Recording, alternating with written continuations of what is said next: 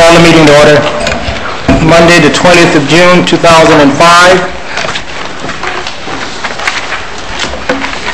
This evening we have Pastor Long from the Southgate Baptist Church to provide the invocation, followed by the Pledge of Allegiance by the Police Explorers and Councilman Hodge. Would you all please stand?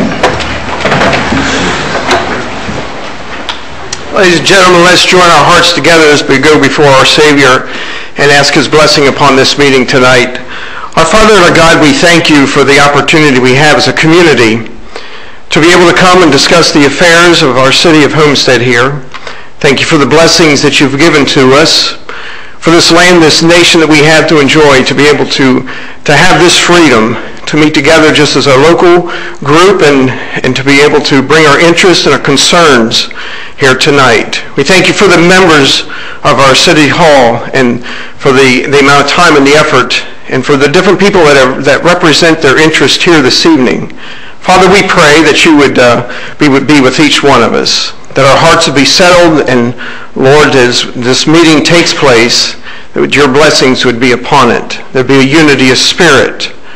Father, perhaps tonight there are some that are going through some times of difficulty and sorrow and grief and anxiety in their lives. Thou art the God who provides the kind of peace that passes all understanding through our Lord and Savior, the Lord Jesus Christ. We pray that you'd be able to work in their hearts. Now, Lord, we just commit this time unto Thee, thanking You for the opportunity we have to serve You in this capacity and this time tonight. In Jesus' name we pray. Amen. Amen.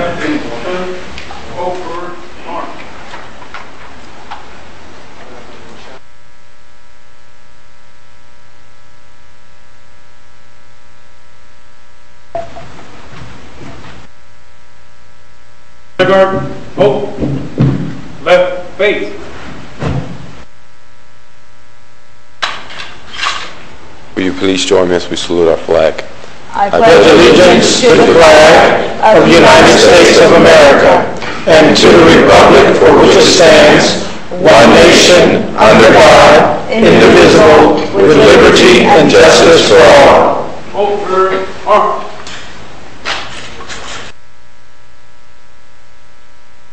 Over, arm.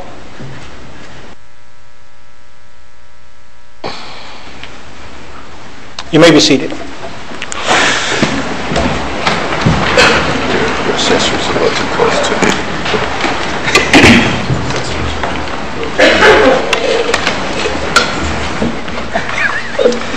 Roll call, Madam Clerk. Mrs. Bell? Here. Ms. Garner? Here. Mr. Hodge? Here. Mr. Losner? Here. Mr. Porter? Here. Mrs. Waldman? Absent. Mayor Warren? Here. Let me thank Pastor Long from the Southgate Baptist Church. Thank you, Pastor, for coming out and giving us the invocation. Thank you, sir. Councilman Hodge, thank you for the pledge. Roll call, Madam Clerk, or your roll call addition, deletion, deferrals? Yes, Mayor, we have two deferrals. The first is 8 A Alpha II, which is the moratorium extension. Give us the tab number. You're familiar with the tabs now. Oh, okay. The tab would be, just a moment. 17. 17. The deferred items would be tab 17 and tab 18. Okay.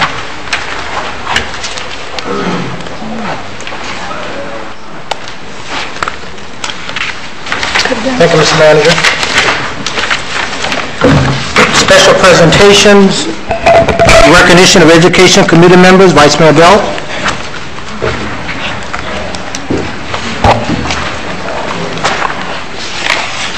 Mr. Mayor, just as on those deferrals, we're deferring to the next council meeting, just for the record. Thank you, sir. Make that clear. Good evening. I wanted to take this time to recognize our Education Committee members and all the hard work that they do, meeting every single month very, very faithfully to discuss education in the City of Homestead. And that is not a light task in the City of Homestead. And we have a very, very active and a very, very good Education Committee. I'm very proud of them. The first one is Corey Gold. Thank you, Corey, for all your work.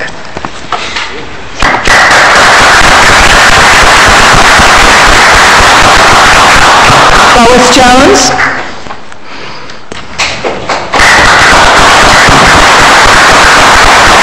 Wendy Lewitt.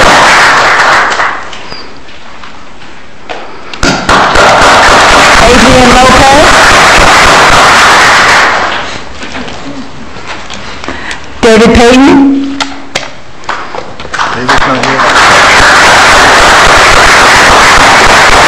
Dr. Jim Tramper.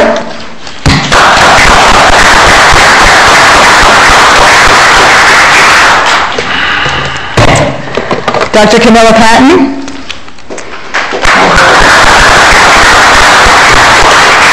Paige Latimer. And also absent, there you go, also absent are Eddie Baronis, Danny Lipe, and Rosemary Fuller, and they're all very active members of the Education Committee. This is a fabulous, fabulous committee, let me tell you. I cannot speak highly enough about these people and how much they add to our committee. We have educators, we have bank vice presidents, we have hospital employees. I mean, we are a very, very well-rounded Education Committee, and I couldn't be any happier with this committee. Thank you very much.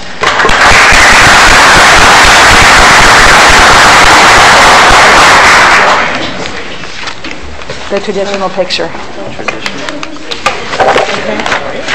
You want to get in the front? Oh, this is fine. Over here? Yeah. Come on, let's move it.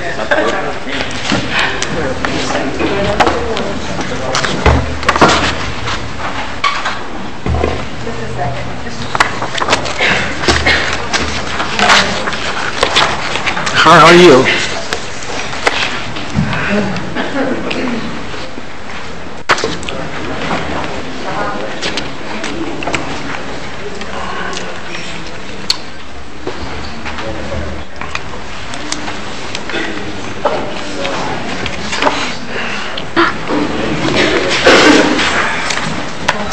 Where do they know?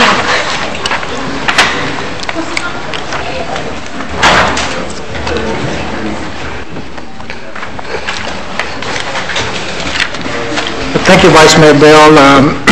We can't say enough about what you, with your leadership and the committee, have done to bring schools to the city of Homestead, and we will be so ever grateful for the ones that have sacrificed their time and effort month after month for us to realize the EFBD and several other schools from the public side, from the capital plan, from the Miami-Dade public school system, that schools that we could never imagine is about to be built in the city of Homestead, brand new schools. So we are very grateful to the committee and your leadership for making that happen, and this council. Been very, very involved over the last 4 years, and now we're seeing the fruit of our labor. So thank you all very much.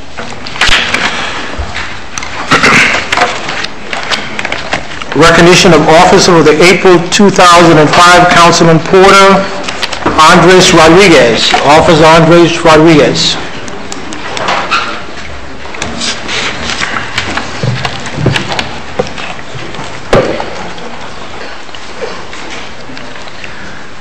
Mr. Mayor, Madam Vice Mayor, City Council, Mr. City Manager, I'm Lieutenant Foglia. We have Captain Kennedy behind me, and this is Officer Rodriguez. You may recognize him. He received Officer of the Month a couple months ago, and he has his fine young son with him. If I may, I'll go over some of the arrests that he did during that month. Eric, in many situations, has arrested people for trespassing in certain areas of our town. There's a lot of apartment complexes that don't want certain individuals at their apartment complexes. Many of those arrests turn into possession of cocaine arrests. He knows the people on the street, and he knows the people that are causing problems in certain areas, so he was able to really help the tenants in those apartments out. And like I said, in numerous cases, he found cocaine on the individuals and did get them off the street. He also handled a burglary call during the month of April. He set up a perimeter, had some help from detectives and other officers. They were able to locate a couple witnesses. He was able to take the witnesses to identify 2 subjects that had been stopped a short while later, and 2 people went to jail for burglary, and he did a very, very good job on that case. Again, Officer Rodriguez, besides handling calls for service, he probably the last 3-4 months in a row has made more arrests than anyone on his squad. So that's a great feat, and that's the reason he's pretty much nominated almost every month for Officer of the Month. For that month, he made a total of 6 felony arrests and 16 misdemeanor arrests for the month of April. So it's with great pleasure that he receives Officer of the Month.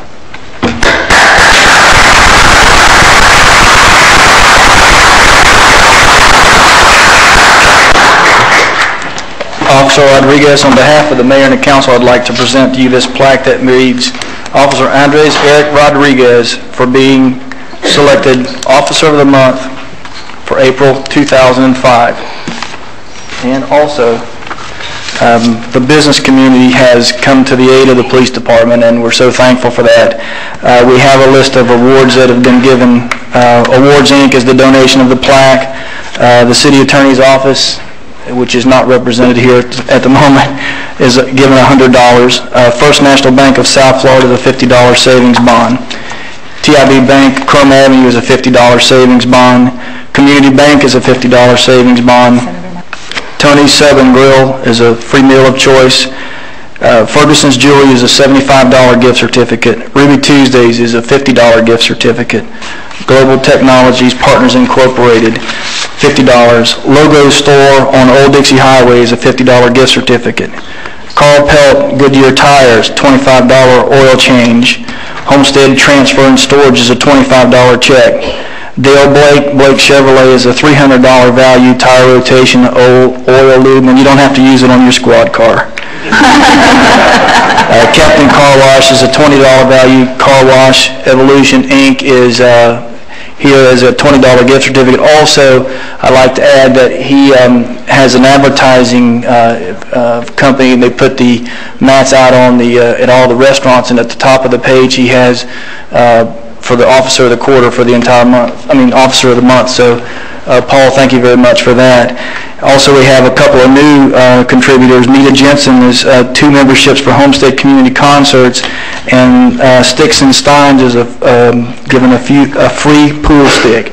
So, again, I'd like to thank the community, because I know the mayor and the council are all the times talking to Captain Kennedy back here to go fix a problem, and it's because of the good officers like Officer Rodriguez that we're able to do that and actually get things done. So congratulations, and thank you very much. Thank you.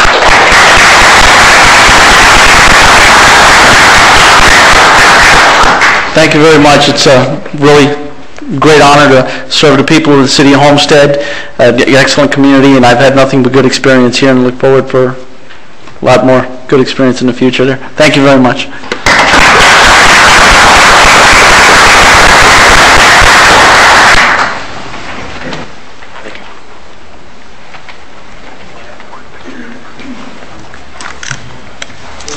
Thank you, Councilman Porter. We're going to defer item 5C and D and E. We're waiting on Ms. Wallman. She's running late, and Mr. Mike Gonzalez is running late, so we wait for them to come in. So item 5F is legislative update by Bob Levy, our wizard in Tallahassee, our lobbyist, our friend, to give us an update. I don't know that I've ever been called a wizard, Mr. Mayor. I'd like to introduce to those of you that haven't met my associate in Tallahassee, Mary Snow. Congratulations to the Officer of the Month. I think we should have a Lobbyist of the Month, because that was quite a list. Mr. Levy, I was thinking that that maybe you should contribute to the Officer of the Month. Absolutely. See, now that's why you're a councilman, Jeff. I know you have a long agenda, so I'll try to make this as quick as I can to tell you what occurred in 60 days of session and several months of committees. First, I'd like to thank the mayor, council, and the manager, the chief, all those who made phone calls, all those who trekked to Tallahassee on numerous occasions, far too numerous, for the 60 days that we shared together. Let me first tell you that the budget, $63.1 billion, the largest in the history of the state of Florida, beginning July 1, including 6% per student increase for public schools and $1.5 billion for growth-related roads, schools, and water projects, $225 million in tax cuts, and $1.2 billion in reserve funds. As I shared with the manager earlier, this was, in terms of substantive legislation, this was a year to try to stop legislation as opposed to pass legislation.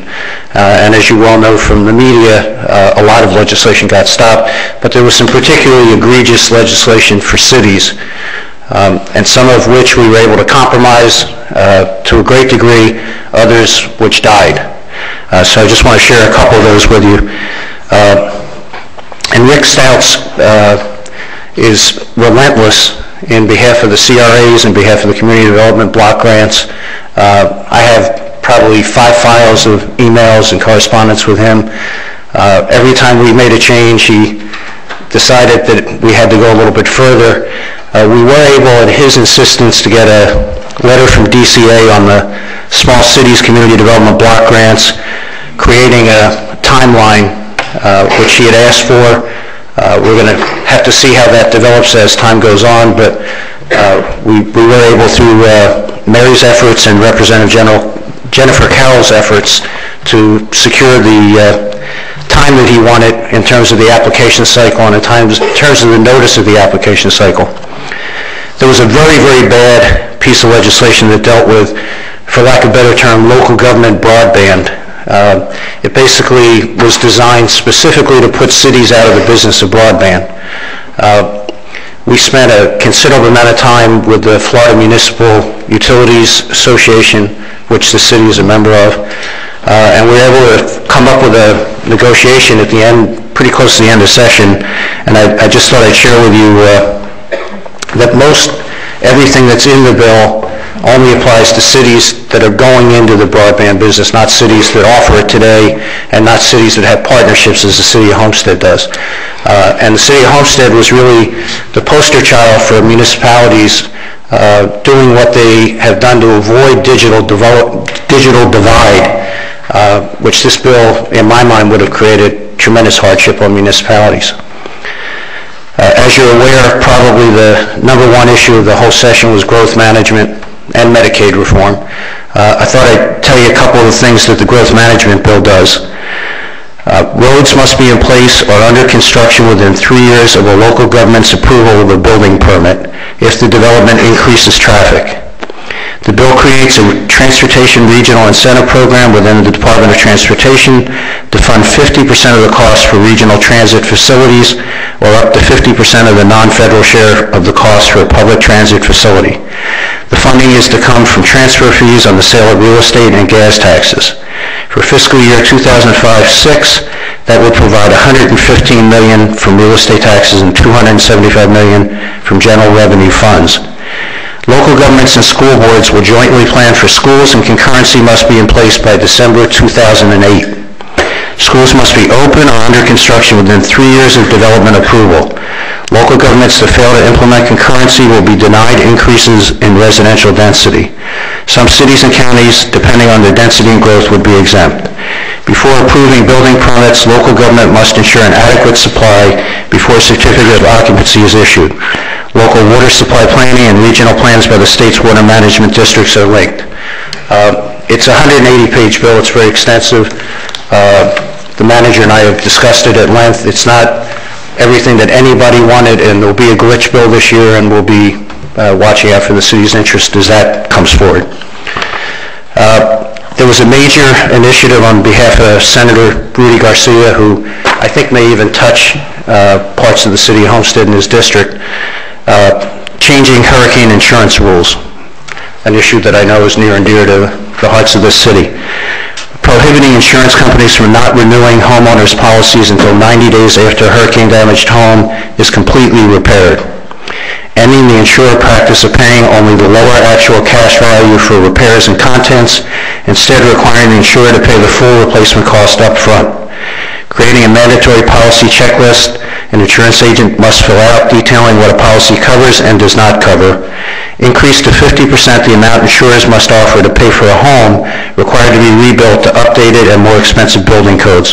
And probably the most important part is requiring a public hearing for any requested rate hike exceeding 15%. There is a small piece of what I consider bad news in terms of insurance policies. The 2004 hurricanes caused an estimated $2.4 billion loss for the state-backed Citizen Property Insurance Corporation. There's a requirement in state law that they pass an assessment on every Florida policyholder so that they can be actuarially sound, and they have a $516 million deficit. It would cost about 6.8% of any homeowner's insurance premium. So the Board of Citizens voted about a week ago to withhold that assessment until after the hurricane season. But the bad news is that it's coming. It'll be on the insurance renewals that are post-hurricane, I guess, in November. Affordable housing, another issue that the city was very concerned with, and frankly has risen to the #1 issue, I think, in almost every municipality. On the last day of the session, the House passed House Bill 1889, which the Senate had earlier passed, providing one-time hurricane housing recovery funding in the amount of $250 million. House Bill 2600, the budget appropriates another $193 million in state funds from the State and Local Government Affordable Housing Trust funds, totaling $443 million towards affordable housing for 2005-06. That's the largest annual appropriation in Florida's history Hi, Judy. That's the largest annual appropriation of affordable housing in the history of Florida. However, as you may be aware, at some point, the governor had sought to do away with that housing trust fund completely. So the compromise that we were able to reach was the funding for existing programs remains at $193 million, but the bill also caps the distribution of the state and local government housing trust funds beginning in July 2007. So 193 will be the cap henceforth, starting in 2007. That's kind of mixed news. Cell tower siting. A local government's authority to evaluate a wireless provider's application for placement of a wireless facility is limited to issues concerning land development and zoning, and a local government may not require information on or evaluate the provider's business need for a location unless the wireless provider voluntarily offers the information.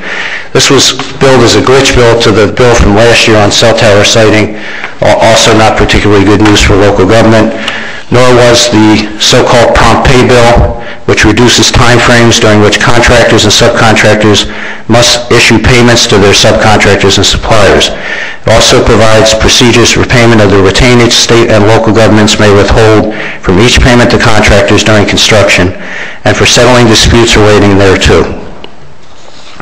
And all of these bills, Kurt has copies of, and as well as a much more detailed explanation. On to the favorite subject of any municipality, money.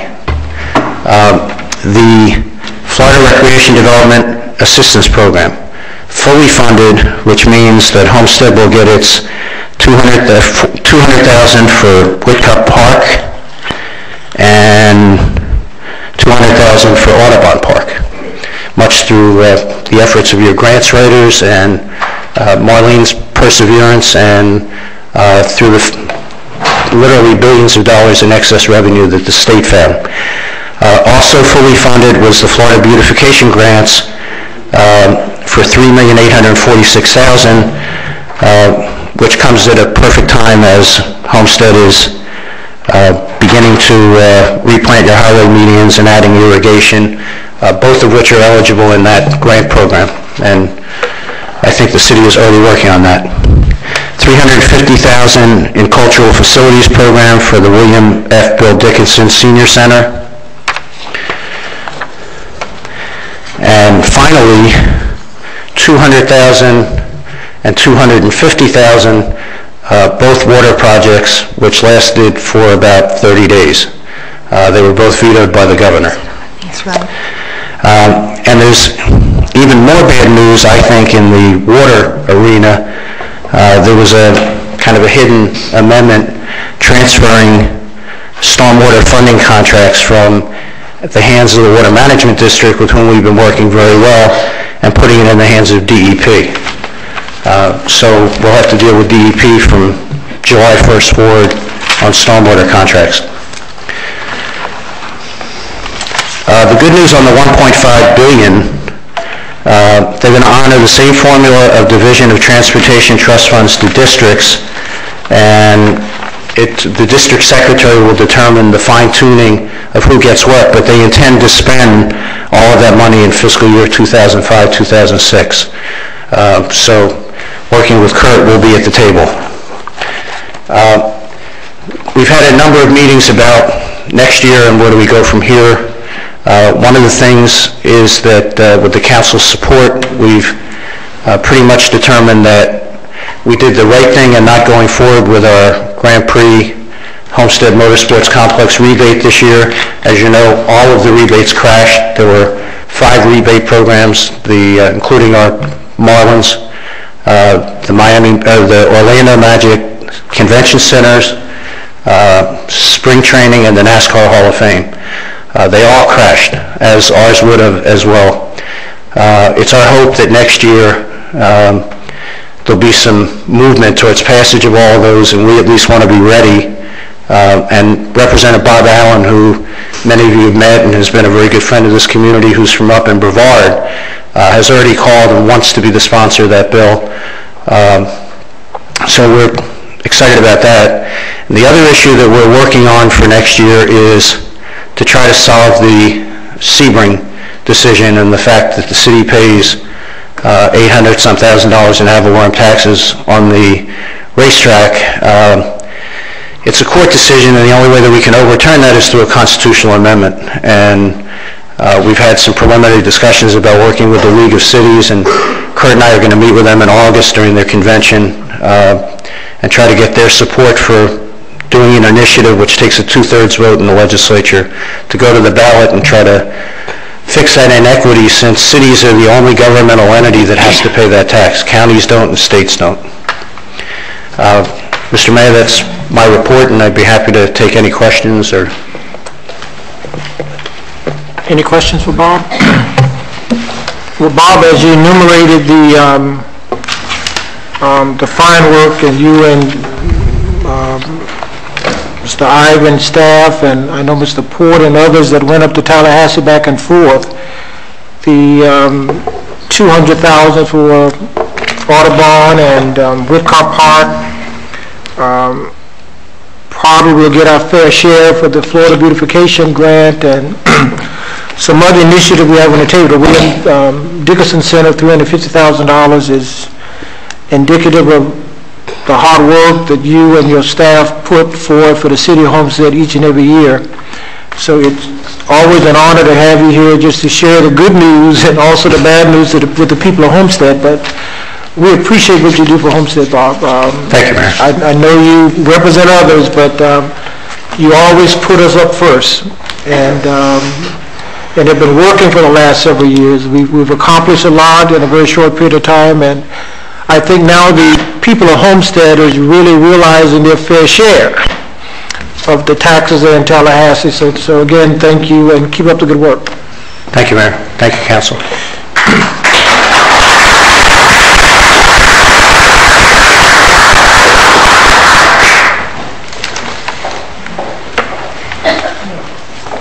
All right, Ms. Wallman, we're waiting on you.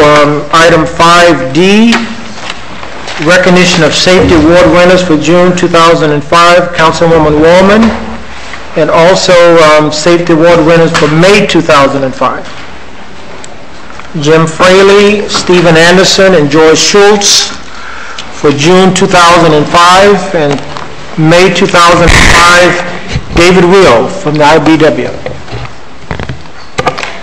I am sorry that I was late, but I had to practically swim out of a couple of neighborhoods today, and it just put me behind, so I apologize to everyone. And this thing doesn't help any either, so hobbling along. I'd like for those persons that Mayor Warren mentioned to please come forward. We're going to do the recognition of the Safety Award winners for both May and June. And here we go. Let's see who's here. Jim Fraley, Development Services, Stephen Anderson, George Schultz, and David Will. And we only have one here. Oh, we have two. Good, good, good. All right. Basic rules. You must be a full-time employee, free of accidents and injuries for the preceding 6 consecutive months, and you get a certificate. Yay. You get a paid day off, that's the good part, a safety badge, and a $25 check from our city attorneys. So congratulations to you, and let's see. Is anybody going to see David? No? No, Joe's in. I just can't seem to give this thing to David. I've mentioned his name several times. Okay, let's see. I don't have my glasses on, so why don't you guys go. Thank you so much. Congratulations.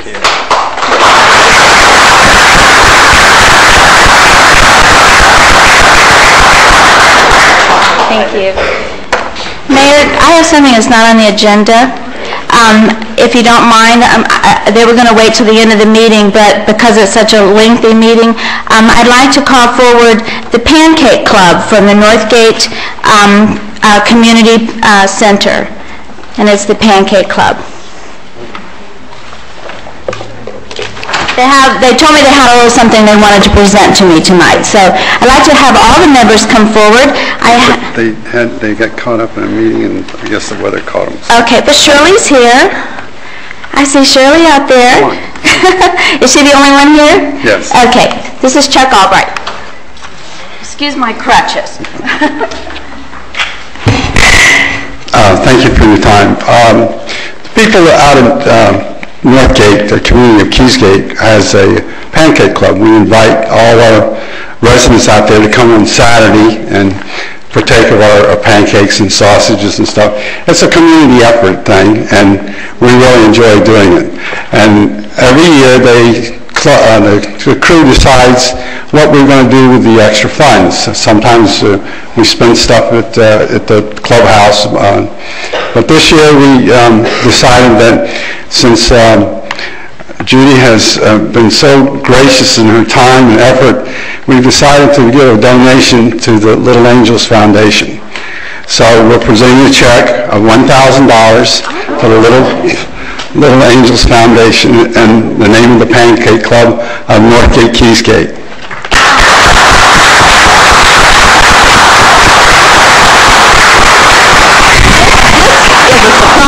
I mean, this is a true surprise. $1,000 for the Little Angels. I promise you we'll make good use of it.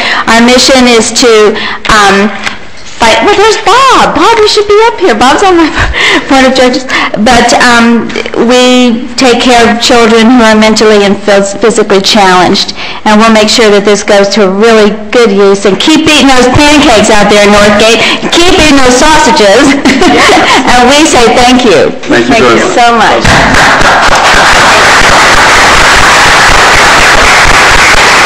That was a nice surprise. Has Mike Gonzalez come in yet? Okay. We'll move on. Consent agenda, is there approval? So moved. Moved by the Vice Mayor, is there a second? Second. Question, Second by Mr. Hart. Question by Mr. Losner. Will be tab 9, item 6B8, regarding the 2005 election options. I don't recall that at the committee of the whole meeting we actually chose an option. We just discussed the various scenarios. And I don't even know that this can be firmed up yet due to we don't really know whether or not there will be a county-wide election either in September or November. So I guess my question is if this remains on the consent agenda, what effect does it have of being passed? You know? Patty, do you have minutes there? Do you recall whether or not we actually chose one of the options that the clerk presented? I just know we had some extensive discussion and kind of moved on, is what I recall. We could look back at the minutes. I think that, or it's in this packet. We did pick one. I thought it was option 2, right? No, it was the first one. It was The first option. option 1, wasn't it?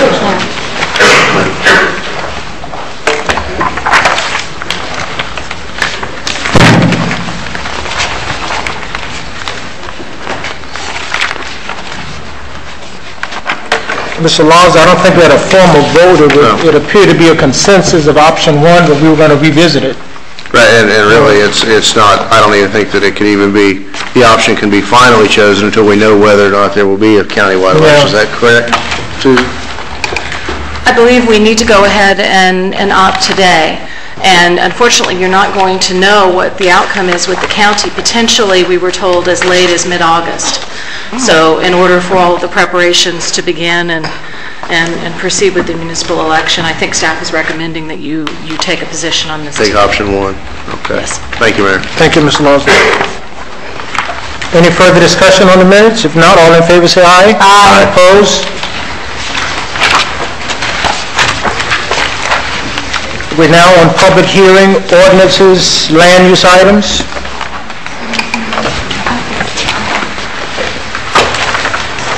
This is the quasi-judicial public hearing section of the agenda. Please be advised that the following items on the agenda are quasi-judicial in nature. If you wish to comment upon any of these items, please indicate the item number you would like to address when the announcement regarding the quasi-judicial item is made. An opportunity for persons to speak on each item will be made available after the applicant and staff have made their presentations on each item. Swearing in. All testimony, including public testimony and evidence, will be made under oath or affirmation. Additionally, each person who gives testimony may be subject to cross-examination. If you do not wish to be either cross-examined or sworn, your testimony will be given its due weight. The general public will not be permitted to cross-examine witnesses, but the public may request the council to ask questions of staff or witnesses on their behalf. The full agenda packet on each item is hereby entered into the record. Persons representing organizations must present evidence of their authority to speak for the organization. Further details of the quasi-judicial procedures may be obtained from the clerk. In accordance with Code Section 2-591, any lobbyists must register before addressing the council on any of the following items. At this time, council members must disclose any ex parte communications concerning any items on the agenda. At this time, the clerk will swear in any persons who wish to testify on any quasi-judicial item. Please stand and raise your right hand, please. I state your name. Hereby swear or affirm that the information that I present shall be the truth and nothing but the truth. So help me God. Thank you.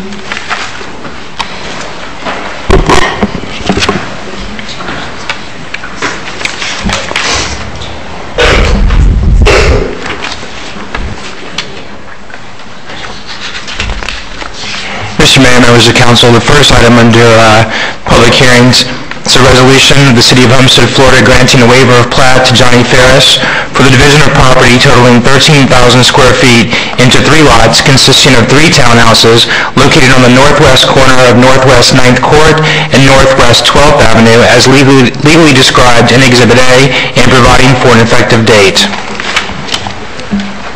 Is there a motion for approval? I'll move it, Mayor. Moved by Councilman Porter. Is there a second? Second, Mayor. Second by Councilwoman Wellman. Any questions from council? Yes, Mayor. Vice Mayor Bell? Thank you. Rick, on this particular property, this is a total of 3 townhouses on this 13,000 square feet. What is the zoning of this particular area and how does this equate?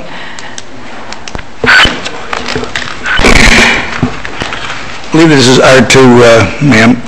Basically speaking, if you look at the little sketch, it's got a division down the middle, it's very light, and essentially those are the 2 lots that are now, and they're basically turned sideways to make 3 lots facing the side street. What's the density allowable here? As R2, it should be basically going to get 1 per lot. At R2, it's going to be medium density residential, which is 10 per acre as a max. And this falls within the... Yes, ma'am. Thank you. Thank you, Vice Mayor. Any other question? Yeah, question, Mayor. Mr. Losner? Are we creating 2 lots, or are we just allowing them to do what would be permitted on 2 lots? Because what we're doing is, because when the time they were platted in the first place, they're allowed, because of the waiver process, to essentially divide it into 3 lots, and the sizes fit. So basically, by doing this, they don't go through a long process of replatting for something that's less than 6 lots, which is one of the lower thresholds in allowing us to let a waiver be written and brought forward. All right, thank you. Thank you, Mr. Losner. So, Mayor, Ms. Wellman? so, I'm sorry, I'm having a hard time hearing you tonight, Rick. I don't know. I move over to the mic and I'll try to swallow the thing again. So what you're saying is that staff recommends this? Yes, ma'am. Okay, because in my package, I didn't have a recommendation from staff, and I was a little confused that my question was going to be what Mr. Losner asked. So you are saying staff does recommend this, and why? Yes, ma'am. What we'll be doing in the future, almost everything else that you see from the planning department has a memo which goes to P&Z or to DRC, etc. This is basically done as an administrative waiver, basically through myself and the attorneys and the planner. So what you don't have tonight, because this is one of the last ones in the old system, you will have a little cheat sheet, so to speak, to explain what it is and why it's being put forward. That should be in here, but unfortunately this is one of the last of the old system at this point in time. But it is recommended by staff. Okay, thank you. Mayor? Yeah, Mr. Lawson? Rick, if I missed it, and maybe it's what the Vice Mayor was asking, and if he answered it, I really didn't pick up on it. what would be permitted there now without the waiver of plat? One single family? 2 lots, Two single family detached? or a multifamily for the 2. It's in a medium-density residential area, so with that acreage at 13, I'm sure I the right one. Well, that's what confuses me, because I thought we had clearly drawn a line in the sand and said no duplexes. It may not So be reconcile that when you say multifamily.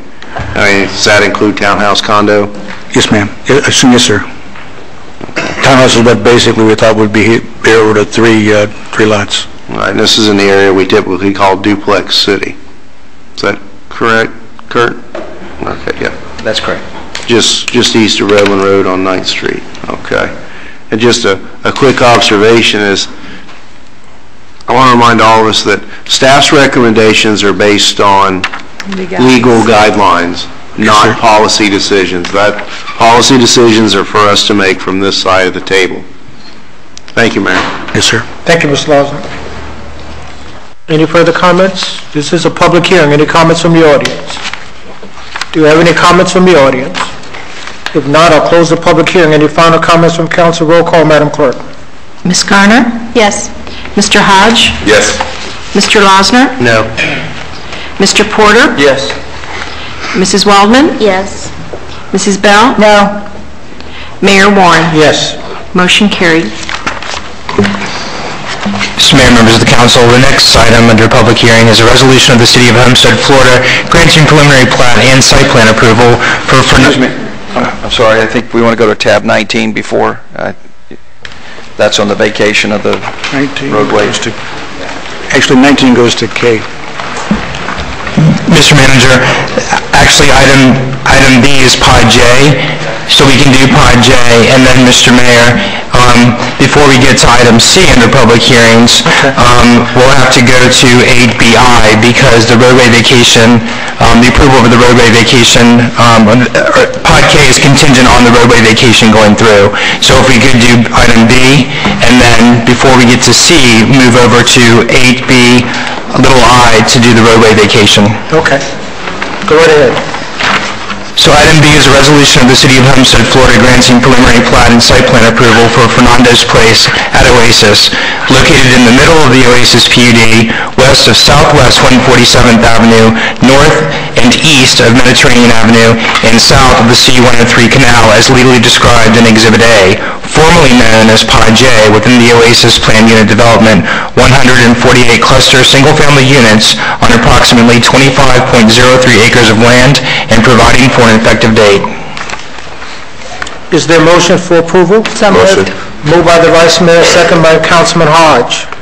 Any comments from council? Question, Mayor. Mr. Porter, question? Can staff tell me how long this particular PUD has been on the table? We hear about these pods so many times over and over again, you would think you get confused with the numbers, because this has been talked about numerous times before. This is a pod that's been around for a while within the Oasis PUD. You may have heard this, probably not in front of you as a city council, but this and the next pod, I'll give you a little bit of background. And I guess the best way I can put it is, when you look at this one and the next one, they're essentially a poster child, if I might use that term, for really good communication and cooperation between the city staff, the developer, and the P&Z board.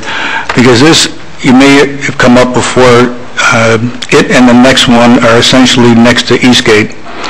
And when it first came in, the neighbors were quite concerned with the size of the lots, etc. So these two are basically, J and K were swapped around so that the size next to East Lake was closer to the size in East Lake, so it felt more comfortable, was behind in their backyard. So what you're looking at, this first one is the one that got switched.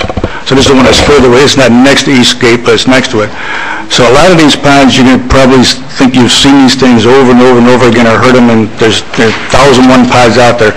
But there are a good number, and this one has not come to you before, but I want to make you aware of that back and forth, because when we get to the next one, there's a few little caveats I have to explain to you that simply points out how well that integration worked between the developer, the neighbors, and staff and the P&Z board. I agree, and I guess the point that I'm trying to get at is the public that sits up here and sees us on a day-to-day basis talk about, large numbers of units. These numbers of units necessarily have not changed in the last 2 to 3 years. Some of these have been on the table that long. Yes, sir. So, I just want it to be understood that this Pod J and this Pod K is part of the development that's been on the table for a very long time. It's not About 2 years. Okay. For 2 years, we've just been discussing these numbers. If you look at... And I know what you're saying, Rick, that there was communication, and the numbers have relatively stayed the same. I think there's a net gain of 17 or... Well, it's a net gain of 17, but when you take the overall, there's actually a net loss or less units than was originally planned. I believe if you go further, there's 102 units less than would be the That's max. overall inside the entire PUD, but there's a net gain in the two pods. In these two, yes, sir. Because of the swap around. Right. And if you look at the... You all remember it as the Renaissance Right. PUD. It changed names to Oasis. The point being, Mr. Coker, the names change, and the community needs to realize that it's not X number of units Renaissance, now another X number of units of Oasis. It's basically been renamed. The numbers are relatively the same, and we've been talking about it for over 2 years. Yes. Okay. Mr. Mayor? Thank you, Mayor. Vice Mayor, then Ms. Waldman. Thank you. Thank you for your comments, Councilman Porter. Yeah, and in reading this, I noticed that not only was the swap for community concerns, so the swap was to benefit the community, not necessarily the developer. Yes, ma'am. It was to meet the needs of the community, and I appreciate that, working with the community and pleasing them. And also, even though you had a little bit of a gain on the one particular pod, you still had a net loss overall of 102 less units than the developer actually could have done. Yes, ma'am. So for those reasons and the fact that they work with the community, and we did actually do a swap on these particular developments within the PUD, I'd support it. Thank you, ma'am.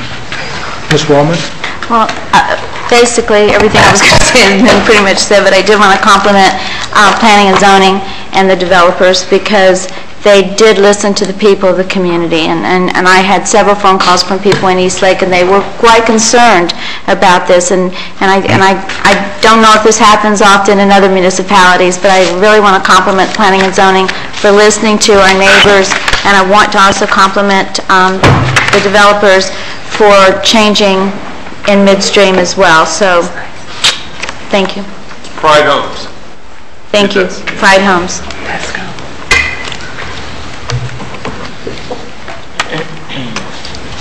But I think, too, it's a reflection of the intent of the PUD, which is provide that flexibility. So I think that's key. Any other comments? This is a public hearing. Any comments from the audience? Any comments from the audience? If not, I'll close the public hearing. Any final comments from council? Roll call, Madam Clerk. Mr. Hodge? Yes. Mr. Losner? Yes. Mr. Porter? Yes. Mrs. Waldman? Yes. Mrs. Bell? Yes. Ms. Garner? Yes. Mayor Warren? Yes. Motion carried. Mr. Mayor, members of the council, if we could now go to tab 19 under legislative matters, item 8BI, resolutions. It's a resolution of the City of Homestead, Florida, approving a request to vacate a roadway within Oasis Plan Unit Development and reserving to the city all rights over any needed public utility easements for an approximately 1,630-foot portion of Southwest 149th Avenue as legally described in Exhibit A and providing for an effective date. Is there a motion for approval? Motion. Motion by Councilman Hodge. Is there a second? Second by Councilman Porter. Question? Any comments from council? If not, I'll open the public hearing. Any comments from the audience? Any comments from the audience? If not, I'll close the public hearing. Any final comments from council? Roll call, Madam Clerk. Mrs. Waldman? Yes.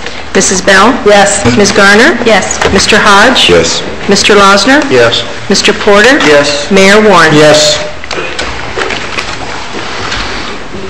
The next item Under public hearings is tab number 14. This is item number C, a resolution of the City of Homestead, Florida, granting preliminary plat and site plan approval for Rawls Place at Oasis, located in the southwest corner of the Oasis PUD, north of Southwest 328th Street, North Canal Street, between Southwest 152nd and Southwest 147th Avenues, and south of the C-103 Canal, as legally described in Exhibit A, formerly known as Pod K, within the Oasis Planned Unit Development, 96 single-family units on approximately 23.77 acres of land, and providing for an effective date. I'll move it, Mayor.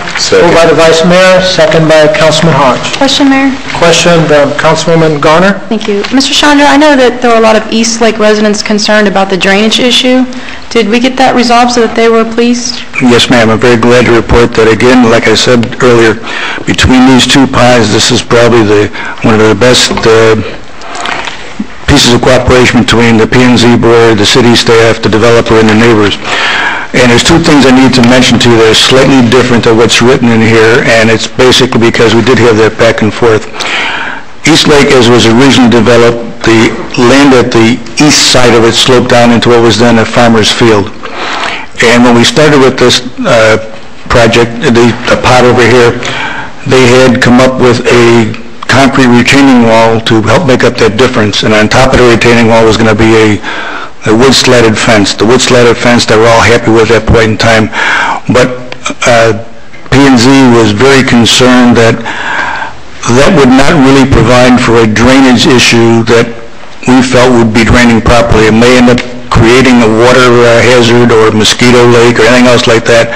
So P&Z basically asked everybody to get together, and we came up with a berm scenario where the developer, in conjunction with the East Lake neighbors, and there are some of the people in the audience in case they want to chime in later, we worked out a couple of scenarios in terms of what the shape of the land would be, and then with two of the property owners who were good enough to say, test it on my site, we built, or actually the developer built, two test berms to show how it would work, where there was a fence, where there was not a fence.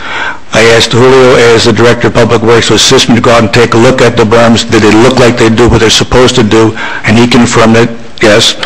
So the only thing that's really outstanding at this point is a little legalities between the developer and the residents of East Lake to make sure there's a whole harmless to say, go on my property, finish that off, put it in the way we all agreed to, then basically you're off my property, no harm, no foul, and everything should go well.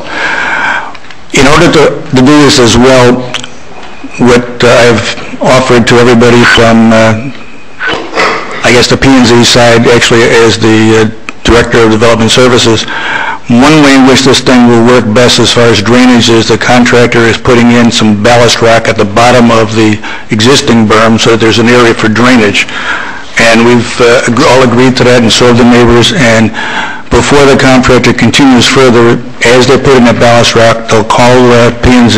I will send out Randy Willich. He will verify that the ballast rock is there, and then they can continue. Now, in the back and forth on this whole issue, your drawings that you see in your package show the concrete wall, because at that time when we went through P&Z, the concrete wall was technically correct. And we mentioned that it can go forward that way, but we were hoping by the time I got here that everybody would be satisfied with the alternate solution, which they are. So there will not be a concrete wall. In fact, the wood fence that everyone was concerned on later is going to be a maintenance problem.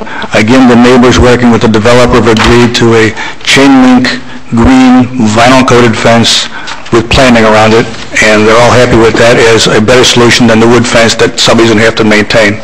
With this chain link fence and the vinyl coating, should not have to do anything with it at this point in time.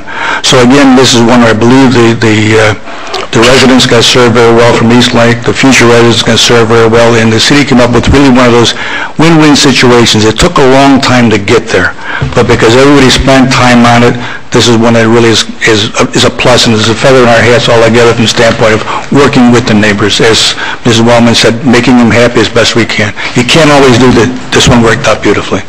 Very good. Vice Mayor? Thank you.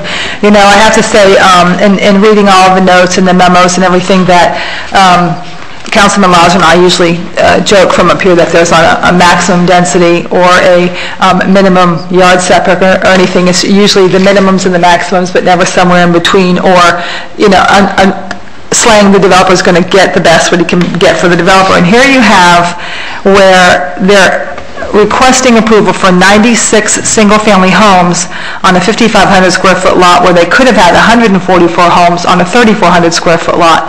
So this is where you see a good cooperation in trying to produce a good product for the community, something that's going to look nicer, that has bigger lots, that are less dense than what we're used to seeing as far as getting the maximum density and the minimum lot size. So here we had a very good middle ground, and I like that. A lot of that is a function of what is next door, so that these two, as they come together, actually are good neighbors from the starting point. And we need to see a lot more of that. Yes, ma'am. Thank you. Mr. Mayor. Mr. Losman? Thank you. And I'd just like to add that a lot of what we're seeing tonight is a result of some very good, very well-run community activism. Yes. By a group of people who sat down and knew what they wanted and knew how to reasonably and properly articulate their concerns, and it was a win-win situation for everybody. So I want to compliment the East Lake community that made this happen. Good job. Good job. Very good. Any other comments? In order to make the change that your staff is recommending, there's a condition number 1 in your ordinance that refers specifically to a shadow box fence. And so we would want to amend that to say, I believe, a green chain link fence with landscaping. Yep. And so when it comes time to vote, if we could first vote for that amendment and then vote for the... I'll move the amendment. Moved amendment by the Vice Mayor, the second by Councilwoman Garner. Any further discussion from the council? Yes, I'd like to add the word vinyl coated in that. Yes, ma'am. Green vinyl coated chain link fence with landscaping. Okay. If there's anything but vinyl coated. Vinyl coating? Yes, sir. Give us your name and address for the record. Mayor Morgan, council members, my name is Joe Nangas. I'm the president of the East Lake Homeowners Association, and we've worked with Mr. Chandler and homeowners, the Builder Back Air Creep Homes, and we just want to reiterate that what they're doing is what we agreed on. We want to have a chain link fence, 6 foot high, green. We're going to have some shrubs behind it, therefore it'll grow up. It'll give us the privacy, both from their side, ours. One other item that we would like to see, if possibly, if they could put like some visqueen or something along the chain link fence during construction to keep from debris from blowing into the backyards. Some of the people that live on 30th Drive, some of the trash and everything until the construction is done. And I'm basically stating this for some of the homeowners that couldn't be here tonight, so that if they watch this on TV, they can see what they're going to get. Very good. Well, the board is here. Is there any objection to assisting the homeowners with that request? Bob Pratt, Lennar Homes, the joint venture partner for Oasis, and I met with this gentleman before the meeting, and I told him that I would discuss that with the builders, and I don't see any problem with being able to do that. Very good. By the way, I also want to add that besides East Lake being a really constructive community and getting this project, this compromise done, I just want everybody to know that Rick Chandra, the Director of Development Services, was incredible. He followed it up. He went out there, he looked at the dirt, he watched them after they built the test berms. He did an incredible job.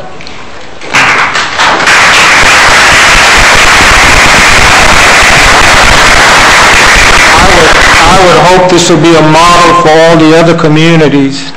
If you could meet with the developer and meet with staff and work out the issues before it get to our level, we're going to embrace it. So, job well done, Mr. President. And we thank you for the work and the communication between the builder and us. Thank you very much. Thank you. Thank you, sir.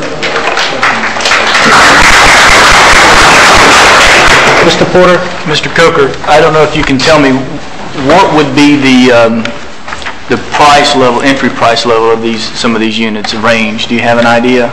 Well, these are similar to other units that Carib and Pride had built. We're talking about for this type of unit somewhere in the high 2s to mid and high 3s. Okay. So your basic model is the high 2s to mid to high 3s? Yes. And it goes up from there? Yes. Okay. Thank you. Thank you, Mr. Porter. Any other question from council? This is a public hearing. Any further comments from the audience? Any further comments? If not, I'll close the public hearing. Any final comments from council? Roll call, Madam Clerk. Good job. Mr. Losner? Yes. Mr. Porter? Yes. Mrs. Waldman? Yes. Mrs. Bell? A hearty yes. Ms. Garner? Yes. Mr. Hodge? Yes. Mayor Warren? Yes. The next item under quasi-judicial public hearings is item number D.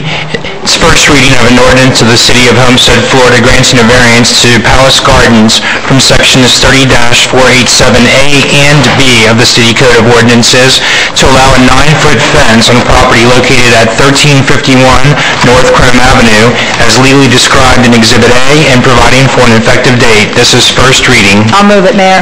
Moved by the Vice Mayor, is there a second? Second. Second by Councilwoman Garner. Any questions from council? Yes, question, Mayor. Mr. Losner?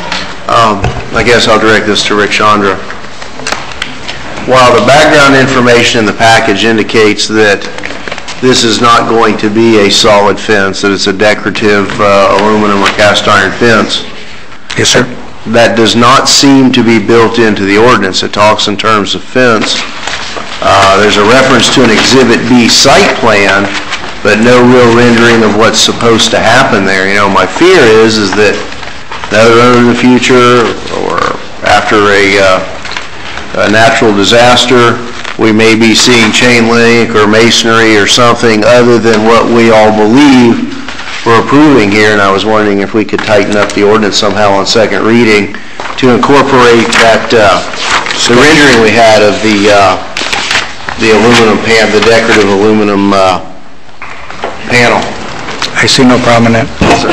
Yeah, I mean, it's not really clear that it's not just a sheer 9-foot wall. I mean, I saw this, I thought 9 feet of that kind of fence on Chrome Avenue is just, aesthetically unacceptable. And it's not really clear, I don't think, in reading the ordinance, what we're really approving here. We're actually approving, I think, the height variance as well as a design, if I read the background materials. Yes, sir. I'm sure we can tweak it between this and next time. Thank you, Mayor. Thank you, Mr. Losner. Any further comments from council? This is a public hearing. Any comments from the audience? Any comments from the audience? If not, I'll close the public hearing. Any final comments from council? Roll call, Madam Clerk. Mr. Porter? Yes. Mrs. Waldman? Yes. Mrs. Bell? Yes. Ms. Garner? Yes. Mr. Hodge? Yes. Mr. Losner? Yes. Mayor Warren? Yes. Motion carried.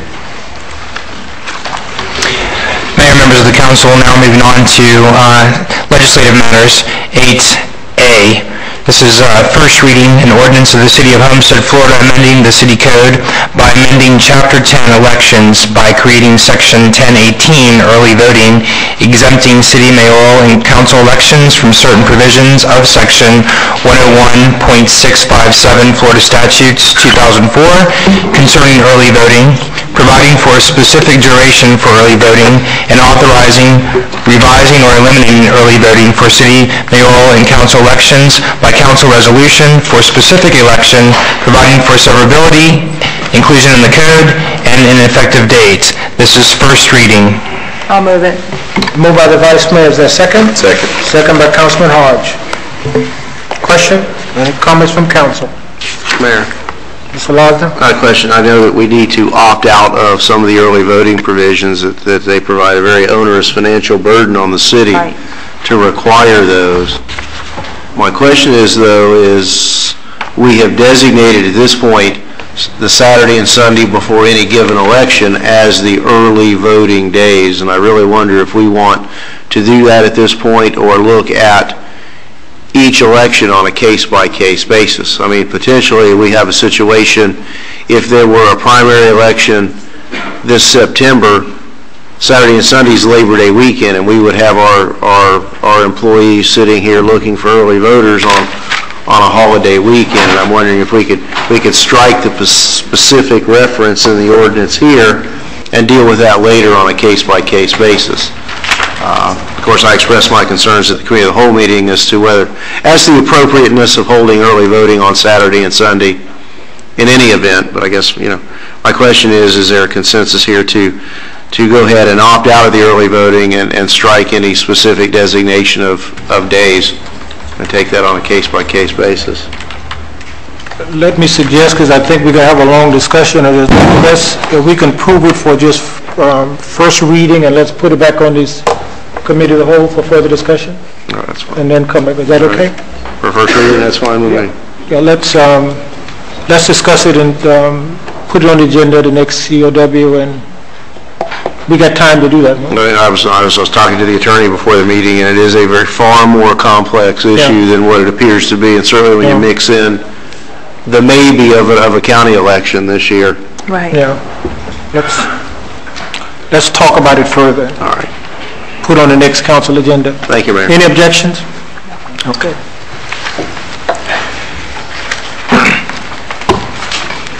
We on tab, what, 20? 16. Do we need a vote on that? 16. First reading? We need to vote. 17 and 18 were deferred, Mr. Mayor. Susan, do we need to vote on it and then deferred? Did we vote on it for first reading, then deferred for? If you want to avoid having it come back for first reading, yes, I would recommend doing that. Okay. Is there a motion? Wait, tab 16 we didn't vote on yet. Yeah, we're about to. We have a motion, a second. It's been moved and second. Yes. All in favor, say aye. Aye. Opposed? And this item will be placed on the committee of the whole next week, and we'll discuss it in detail. Anyone that have an interest, come to the committee of the whole meeting. Mr. Mayor, members of council, item II, tab 17, and item III, tab 18 have both been deferred. This would move us on to... 20. And we approved tab 19. So we should be on tab 20.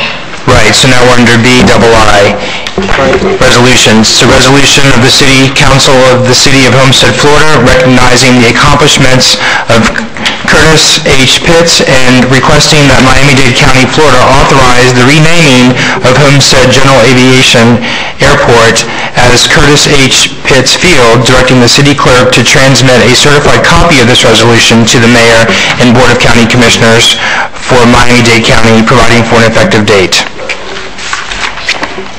Is there a motion? I'll move it, Mayor. Moved by Councilman Lawson. Is there a second? Second. Second by Councilman Hodge. Question? Yes. Vice Mayor? Can I have the history on this? Be happy to, Mayor. Yeah, Mr. Lawson? Vice Mayor, I know you were away last week, and I don't know if you saw the news reports, but a world-renowned designer of aerobatic airplanes who made his home in Homestead for 51 years passed away last week.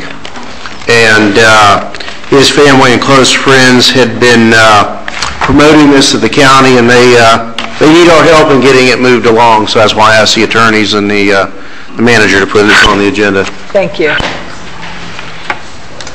Any other questions? All in favor, say aye. Aye. Opposed? The next item is item III. It's a resolution of the City Council of Homestead, Florida, pursuant to its Cable and Open Video Systems Ordinance, approving a cable license agreement with KG Communications, LLC, to construct, own, operate, and maintain a cable television system in the city and providing for an effective date. This is the item I think I'd asked for a meeting, Mr. Manager, with you and the community to get some questions answered, and I was told that you all met. Want to give us an update on that? Mr. Mayor and Council, we did meet, and a lot of conversation. I'm not sure when they walked out of the room whether either position had changed, but yet they did have the opportunity. The KG and DCN were there. They answered the questions that were posed there. A lot of interaction. And we did have that meeting. Again, I'm not sure that anyone changed their position particularly, but the meeting did occur. We tried to facilitate agreement, or at least the passing of information on. And I think there was some good information passed on. Good. Help in the future, but Questions, Mayor? we'll see what goes on tonight in comments, I guess. Vice Mayor? Thank you. Yeah, I have a lot of questions. As far as KG Communications, how long has KG Communications been in operations?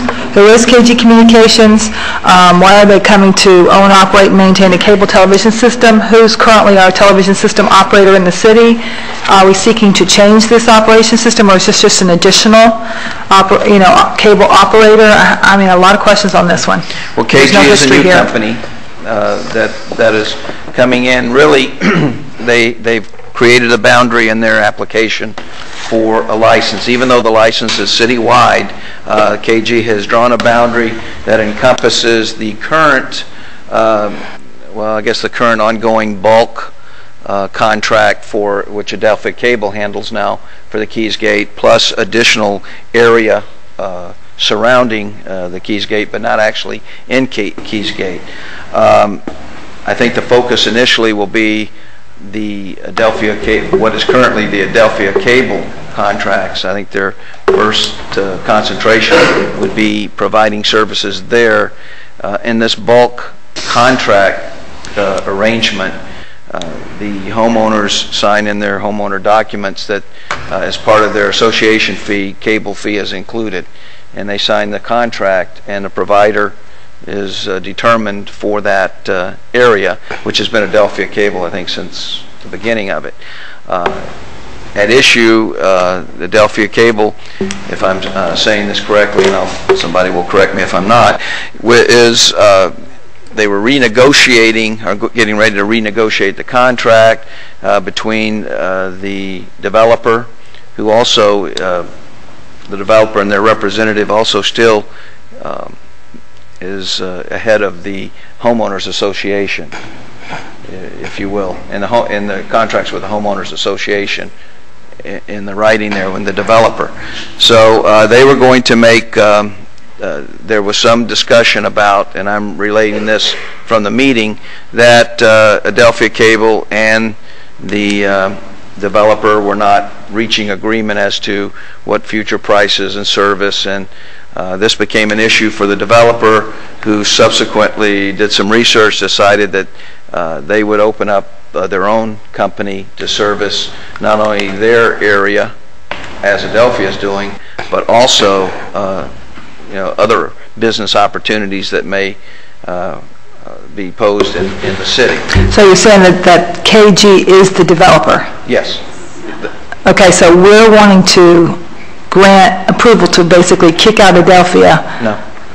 Okay, I need... Actually, Adelphia has their own issues with bankruptcy, and they're being bought out. They've been bought out by Comcast. But we are giving a franchise to a company. It could be anybody. That happens to be KG here, that comes in and gets a franchise to operate a cable system in the city. Okay, they have to come and get a franchise approval from the city. We grant that to, it could be KG, it could be anyone coming in. They have to follow a process, legally apply, provide the information, provide negotiated items that we have with them, negotiate a contract. We've done that. They've complied with everything that the city requires. Okay, legally requires to set a franchise up in the city. Anybody else coming in would get the same, the same treatment. I mean, it's the way our ordinance is written and the procedures that we go through. So legally, they've done everything that they need to do to open up their cable company. Now, what we are faced here is the city's being somewhat put in the middle of civil contracts by the residents there, which the city has nothing to do with. We're also in the middle because I think Adelphia, I just got it right before council meeting, has put in a letter objecting or raising some comments as to the franchise and maybe postponing the franchise. Again, this is a civil case between Adelphia and the developer, and it's what's going to be KG. This is not city issue. The city has no play in this at all. What we have is an ordinance which anybody can apply, a qualified company can apply for the franchise. They follow that. They're awarded the franchise. They also have to get one in the county as well as the city. If they don't get one in the county, they can't operate in the city, even though we have authorized them one. If they're not successful at the county level, that trumps our ordinance. So as it stands now, we have a company that's coming in, happens to be KG, followed our ordinances. We're recommending approval of that franchise here. The rest of all of what's going on here is private between the developer, their homeowner association, and the residents who have some concerns, as well as Adelphia, Cable, Comcast, and KG. Those are all matters. I think July 6th is a court date, which KG and Adelphia will meet in regards to their disagreement. We have no idea whether that'll be continued, what the outcome is, and it really doesn't play in our approval as long as they have complied with our franchise and ordinance. What you're essentially saying then is that KG is the developer, is going to hire itself, and I'm not being facetious. I'm asking. I really am asking a very. I'm trying to understand this here. I'm not trying to be on anybody's side of facetious. Is because if we grant the franchise, then Adelphia/Comcast, because Comcast is in the process of purchasing Adelphia, is definitely going to be booted and in favor of them for themselves. I'm just troubled about this. Do we normally grant such a franchise to such a brand new company? Who lays the cable lines? Do they have the rights to go in and take the cables that's already been laid by Adelphia? I mean, there's a lot of things. There's nothing in this packet to give me any history or background on this, and that's why I have to ask all these questions right here. Sure. Again, as far as the cable and the existing cables, there's two schools of thought by the two parties involved. As I understand it, and it's explained to me from the two parties involved in Adelphia, Cable does not think that they have the right to those, and I think KG and the developer, based on their original contracts and what's in their contracts, think they do. And at some point, the court will decide that for them, I guess, and settle who gets that infrastructure. The fact that the company coming in that's brand new, yes, as long as they meet our requirements. It is the developer that's coming in. Lennar does that with STI. It's not totally unusual, but what happens is for here, it's become an issue. Let me ask you, Mr. Manager, now we have two other cable companies in Homestead, Adelphia and STI. Did Adelphia and STI follow the same rules to receive a franchise agreement? That's correct. They came in, they applied, they followed the ordinance adopted by the council. That's correct. And as a result of applying the ordinance and following the procedures and the requirement, we awarded them a franchise. That's correct. Now, are we doing anything any different from this company that have come in and requested a franchise agreement? No, we're not. Is there any legal basis by which the council can deny this request based on the existing ordinance? I'll defer to the attorney. Mr. Mayor, the city staff has reviewed KG Communications license application, and they met the requirements under the ordinance, and they've determined to recommend approval of this item. So they've complied with all the legal requirements under the cable ordinance. And STI had the same obligation under the cable ordinance as well. Adelphia is in the process of redoing their ordinance. This ordinance was adopted on September 15, 2003. The prior ordinance was adopted in 1991, so Adelphia did not have to provide the same information because that was not all required in the 1991 ordinance, but they are currently going through a transfer process. They applied to transfer their cable system last Tuesday, and we have 120 days from that date to either approve or deny that transfer to Comcast. In the ordinance, does the transfer require them following the new guidelines or? Yeah, under the ordinance, they're required to follow the transfer guidelines, and there's also Federal Cable Act provisions regarding transfer guidelines as well. Mayor, some comments. Ms. Garner? Thank you, Vice Mayor, for your comments. When I first got the packet, I had the same questions, and I'd first like to speak as a resident because I think the Homeowners Association did a terrible job of communicating with the residents. I didn't even know about the issue until I got my council packet. Usually, we go to our meetings, we see what the budget is for the year, they put out a bid process, we see what they're going to do. It felt sneaky to me. And I read the contract, the license agreement. I don't have a problem with the license agreement, but I do have a concern, and I know a lot of the residents were concerned because the owner is going to be assessing our fees. Many people are concerned that they're just going to jack the price up every year. So my question to staff is, does our current cable ordinance have any control over price increases? Is there something that can be put in there, if not currently, to control annual? I'm sorry. I'll make a comment on that, but I'll defer to our attorneys in the looking at the ordinance. In the bulk rate scenario that you have there, the city, as I understand it, will not have any say-so in that, in the rates. And you can... Is your question regarding bulk cable rates, private rates, or under the retail rates? Private. It's a private issue, but they need some protection to know that they're not going to get ripped off every year. Because our association fees increase, we understand that. Adelphia was very cheap because they hadn't looked at their contracts, so we were paying very low prices. We understand that it needed to go up to market rate, and they were gradually increasing those.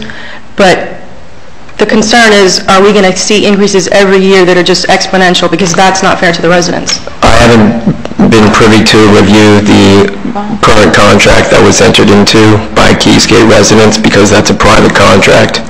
But in terms of the retail rates, there are rate regulatory procedures in the cable ordinance for retail rates, not for bulk discounts or privately negotiated service agreements. So what protection would the residents have, not as a city issue, but as a private issue, what protection would they have? The homeowners association isn't even turned over. The president of the company picks what they want. It's not the homeowners association board that selects these people. That's a private agreement, and the residents are subject to the terms and conditions of that agreement that was negotiated between the president of the Keysgate Association. So in terms of the city's ordinance protecting a privately negotiated rate, that's a private contract which the city cannot interfere with. I have a question. Mayor Warren? I'm sorry. No, well, whenever you're finished. It seems we can't help them, but... Not legally. Right. Councilman Wallman and the Vice Mayor. We discussed, I know the two of you were out of town, we discussed this in length. I think it was over an hour discussion at the committee of the whole meeting about this, and I just opened this envelope and found a letter from Adelphia Cable, and it's a 3 or 4 page letter, and quite honestly I have not had time to read it because I just opened it up and it's here. But I'm very concerned. You know, I've had a lot of phone calls. One person called me and said that, and I'm looking at the city attorney here, that Adelphi was going to be, when Comcast takes over, that the rates are going to go up significantly. Do you know? As part of the transfer process, we can require information as to what they're going to do with the rates. We had a meeting last week when Adelphia dropped off their transfer application with the city manager and Adelphia and Comcast. And pursuant to federal law, we have 30 days to request additional information, and we can inquire as to what type of rate structure Comcast will provide the city of Homestead. Adelphia is also allowed to provide cable services throughout the entire city. See, I think this is so complex because we have citizens who are very concerned, as I would be too, that my rates were going to go up and what kind of service am I going to get. But at the same time, I think we need to have all the questions answered, and that is Adelphi/Comcast going to be raising their rates as well? And furthermore, it is a private issue. It's a very, very private issue. We have the ability, as a policy-making council, to decide whether or not someone is allowed to have a franchise. But at the same time, legally, how are we, if we decline this, will they come to us? Will they sue us for showing preference? We have something which I mentioned at Cal last week called a level playing field statute, 166.046 Florida statute, where a municipality or county cannot grant a franchise that is more favorable than other franchises in the city. We recently, as the city manager stated, granted a license to STI, and we have to consider all the factors we consider with STI, as well as when we're reviewing this application and granting a license to KG Communications under the level playing field statute, as well as the negotiation of a new agreement with the proposed potential new cable operator Comcast, as well, as far as a level playing field.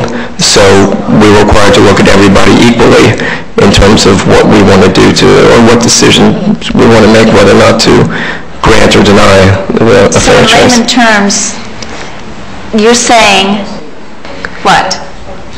For the people. Tell us what you're saying. What I'm saying is that they complied with the cable ordinance and they submitted all of the requirements. The city staff approved the business terms of the agreement. We reviewed the legal terms and negotiated agreement, went through all the different terms in terms of capital support, the build-out requirement, and the city staff recommended approval of the agreement, and that we consider the same things for STI when they came in as well. And under the level playing field statute, we have to take a look at everyone similarly and not give any preferential treatment to any applicant. And based on the requirements of the ordinance, they've complied with them and provided all the information. Okay, would it help to wait until July 6th? I mean, would that make any difference whatsoever? The bankruptcy court proceedings with Adelphia, based on the current schedule, they're supposed to close in early first quarter of 2006. I don't know if this July 6th hearing is going to be postponed. I don't know what's going to be decided. But regardless of that, we're moving forward with the transfer process. After 120 days, Comcast is going to claim ownership to the system anyway, even if this portion of the bankruptcy hearing continues. So regardless of this issue in Keysgate, KG is serving not only Keysgate, but areas outside of Keysgate. If you look at the map that's attached to the license agreement, the build-out schedule is for 3,000 in 1 year from July 1st, 4,000, and then 5,000, and then 6,000. And that extends beyond the area of Keysgate. Adelphia has a citywide license. They can build wherever they want in the city if they choose to. But that license is going to be transferred to Comcast. And Comcast chooses to, they can build in other areas of the city, which there would be more competition. Just let me ask two to three more questions. Have they, a rumor has it, I've had phone calls again today that tell me that they've been turned down by Dade County already. Is that true or not? I was CC'd on a fax on Friday stating that they, pursuant to the county code, the county wanted additional information from KG Communications. So they haven't been actually turned down then? No, they had asked for additional information. They stated that their application was incomplete. The county code has similar, yet can have more or less the same type of requirements as we do. If they want further information, they reserve the right to request for additional information. Even the city staff requested additional information from KG, and we sent correspondences to them. They supplied us with further information as well, as the county is doing, and the county gave them 20 days to respond. I am not aware whether or not they provided that additional information today to the county, but they did ask for additional information. It has not gone before the Board of County Commissioners. As city manager stated, they are required to get a county license, and they're required to get a city license under the cable ordinance. There's no order whether they have to get a county license before a city license or vice versa, although pursuant to the Miami-Dade County Charter, it does trump the city, and they shall not operate without a county license. So they still need to get a city license, and they still need to get a county license. Okay, and just one more question. Based, whether or not this goes forth on July 6th and whether or not a determination is made, if it's made in favor of Comcast/Adelphia Cable actually owning the rights to the cable, the ground cables, do they have the right to go in and dig their own lines and insert their own cable lines? There's representatives here from KG Communications, but what they told us and what they reiterated at our meeting on Friday was that they have the ability to go in and overbuild the Adelphia cable system if need be. If they don't get access to those lines, they have the capital and they have the construction crew ready to go ahead and build on top of the system, regardless of what happens in the bankruptcy court. Mr. Mayor. That's what they've told the city and what they represented to the city. I believe you do have a representative of the applicant present that may be able to add some relevant information here. Yes, sir. Give us your name and address for the record. My name is Bob Miscavige. I'm here representing KG Communications, and I'd like to respond to your questions a little earlier. Mrs. Gardner, the bulk rate contract that the Homeowners Association has signed for Keysgate compared to market rate cable rates will save the present members of the association over the life of the contract just under $5 million over the life of the contract in paying for basic cable. Keysgate itself, with the additional units coming in over the life of the contract, will save almost $10 million in not paying market rate cable rates. It's a substantial saving to the residents of Keysgate. That money doesn't have to be paid to the cable company. They're going to keep that. That's something we should have informed the residents of beforehand, so they are aware of the change coming through and what the options were, and that the developer was picking the better of the option to save them money, because it seems like a sneaky way for them to just make more money to most residents. Well, the people who have been interested in hearing, we have had a number of meetings. They don't seem to like the answers, or they're looking for some other answers, but we're not saying anything different to you today than we have answered. As referenced the county turning down our application, we filed our application with Homestead in November of last year. This is the kind of time it takes to get these processed. I mean, everywhere. We filed with the county last month. We haven't had a hearing with the county yet other than informal on our application. We have some plan for some questions they have asked, just as your staff asked, and we responded to them.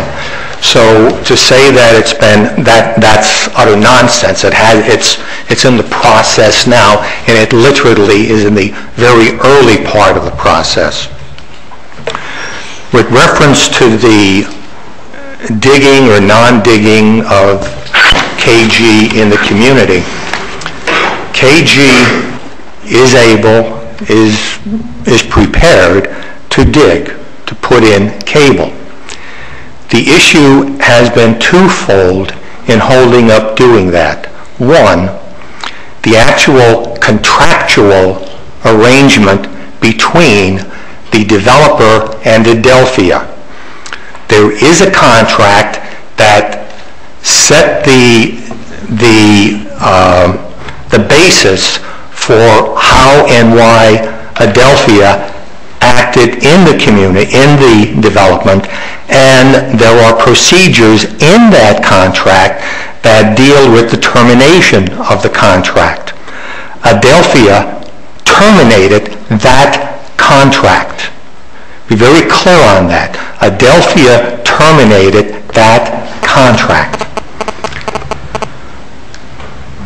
KG has taken the posture that it would be better for the residents if this issue with reference to the cable could be settled in the court, and perhaps the problems of digging in the community might be not have to be done.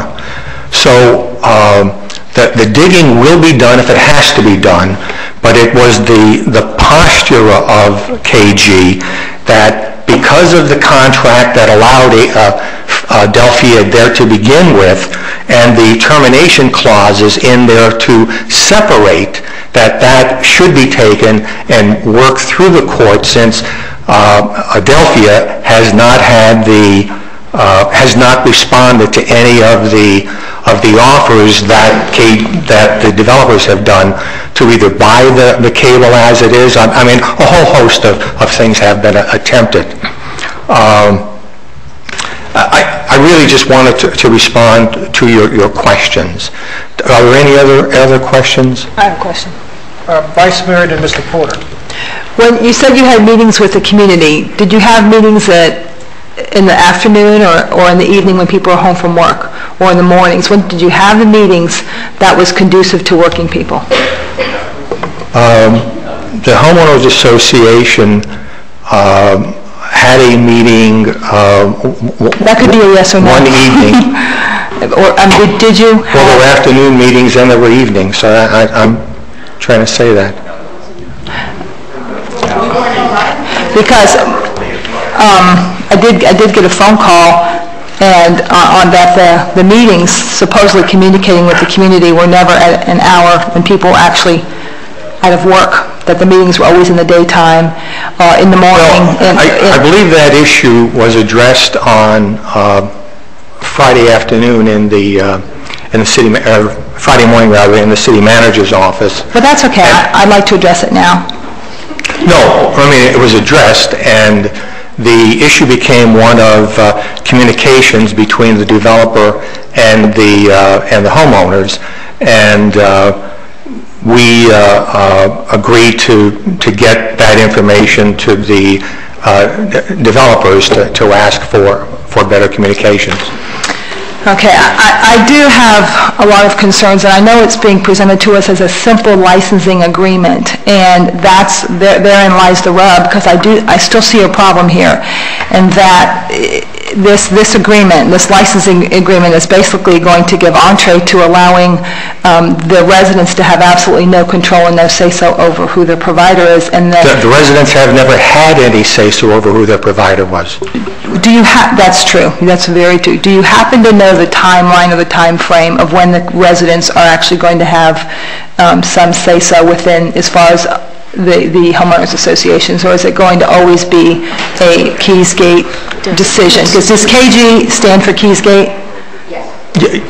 Yes, it's shortened. Okay. Just say Keysgate. Okay, so, yeah. SDI, were they a brand new company as well? Were they fledgling? Actually, no, they weren't a brand new company. They are really an arm of Lennar, and they've worked in some of their other projects doing bulk type of presentation of cable service. And what I'm hearing from legal staff is basically we're over a barrel. I mean, I need clarification. If we're being told we have to approve it, then why is it even coming before us? I mean, I really need clarification. We're told we have to approve this?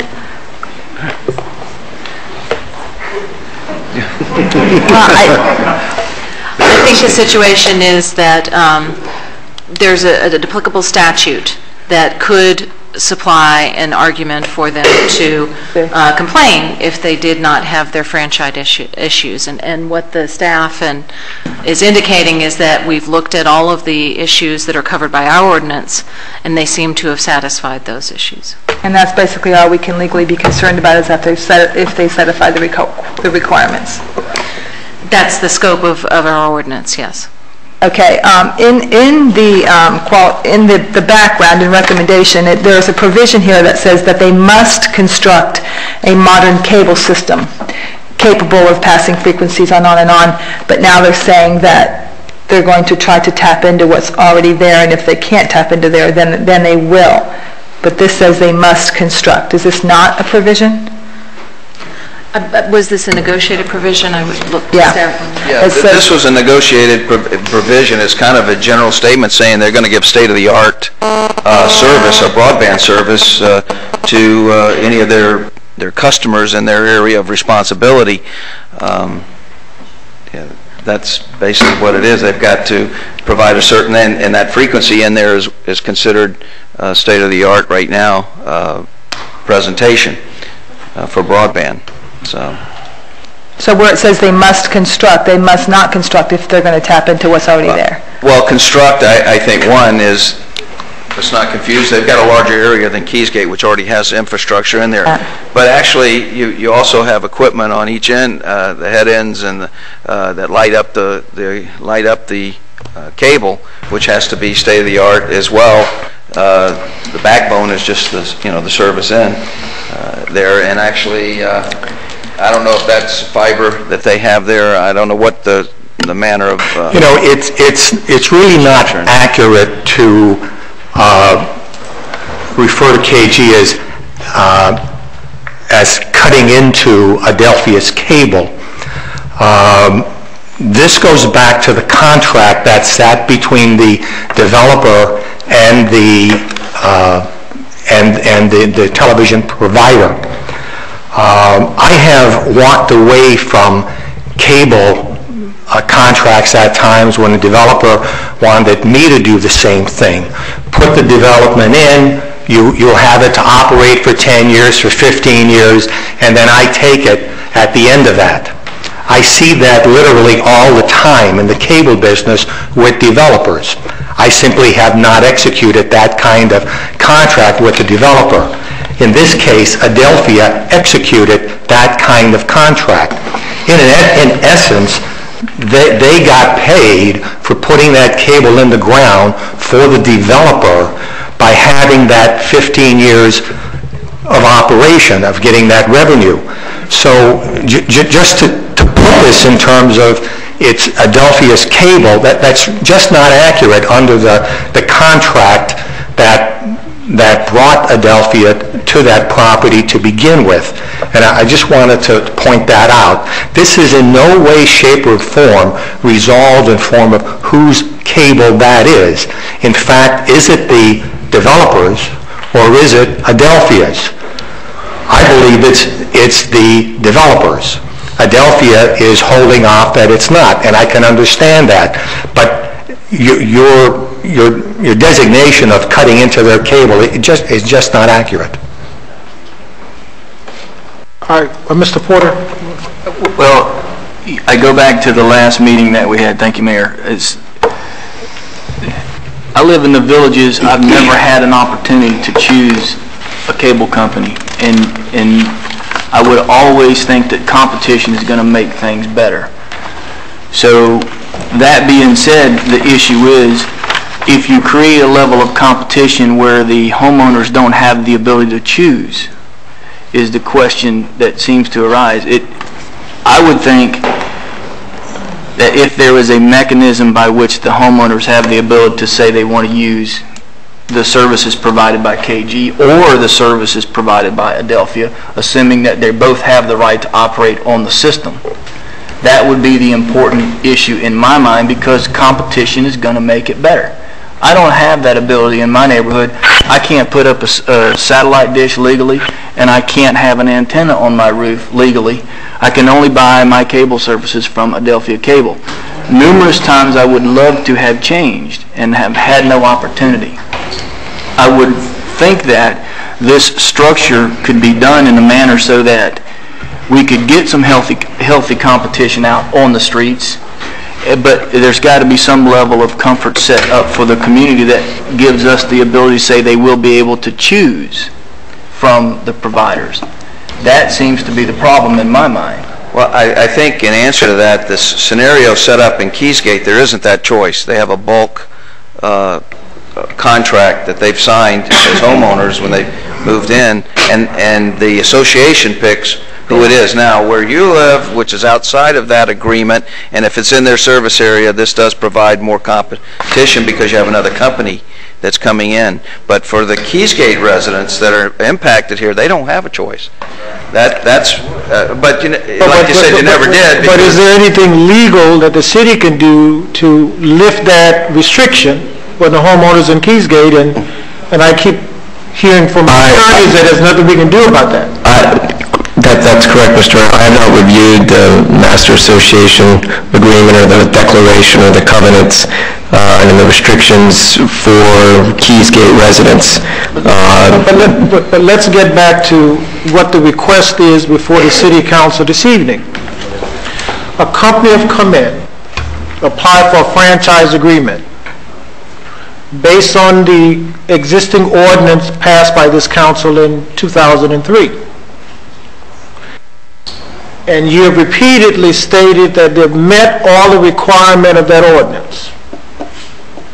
That is correct, Mr. Mayor. By the requirement of the city to apply for a franchise agreement. Now, can we legally deny them that request if they met all the requirement? If they met all the requirements, I don't know what basis or grounds you would have to deny it if they've supplied it. I think that's the question of the day, because, and the future question is, how do these homeowners, if Mr. Porter and I in the same situation, we got Adelphia and we can't change it, and Homestead. So that's a broader question that we need to look at, but these homeowners have these guidelines and their own rules and regulations that the city cannot get involved in. It's not our jurisdiction. There are state laws regarding associations and documents and what the developer must turn over to residents upon moving into a development, but those are state laws and regarding association developers, but the city has no authority or jurisdiction. I don't want us to overreach in an area that we have no jurisdiction, because it's going to get the city in a lot of legal trouble. That's my point. That's correct, because that's a private agreement. The application, and you affirming that everything that the city staff have requested from the applicant have been met. That is correct, Mr. Mayor. And that's all we need to deal with this evening. Correct, besides having a public hearing and having hearing public comment. Yes. Mr. Mayor. Mr. Lofton. Thank you.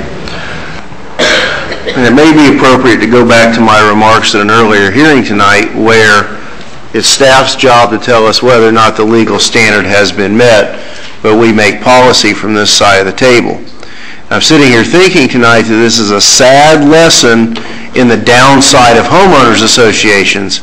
It can be very positive in maintaining community standards and undertaking certain efforts, but we have a situation where the city cannot get involved and circumvent the documents, the homeowners' documents that you all live under, whereby when you signed off to buy your home, you agreed that the association controlled that cable provider as well as many other issues such as lawn maintenance. However, there does come a point, as set forth in those documents, that the actual owners then take control of the association. And if we do not have the ability to legally deny the application if it's sufficient, I think some of the other concerns are the quality and the quality of the service and the responsiveness of the provider. Those are the concerns and pricing, and those are the concerns I'm hearing through the phone calls I received. So if we don't have the discretion to deny it because it meets the standard, then my question becomes, it would seem that sometime within the fairly near future, Keysgate's going to be built out to the point where the residents get to take control of certain items within the association. So in that regard, it would seem to me that it is in our discretion from this side of the table to determine the term of years of that agreement. 10 years is proposed. So if we don't have any choice but to approve it, it would seem that we have the alternative here to give them a shorter time frame so that at the end of the 5 years, we can look at their track record of performance and providing that service to you as well as their pricing configuration. And I want to make one final distinction, is that at the time the other franchise or the license agreements were granted, those were with larger companies.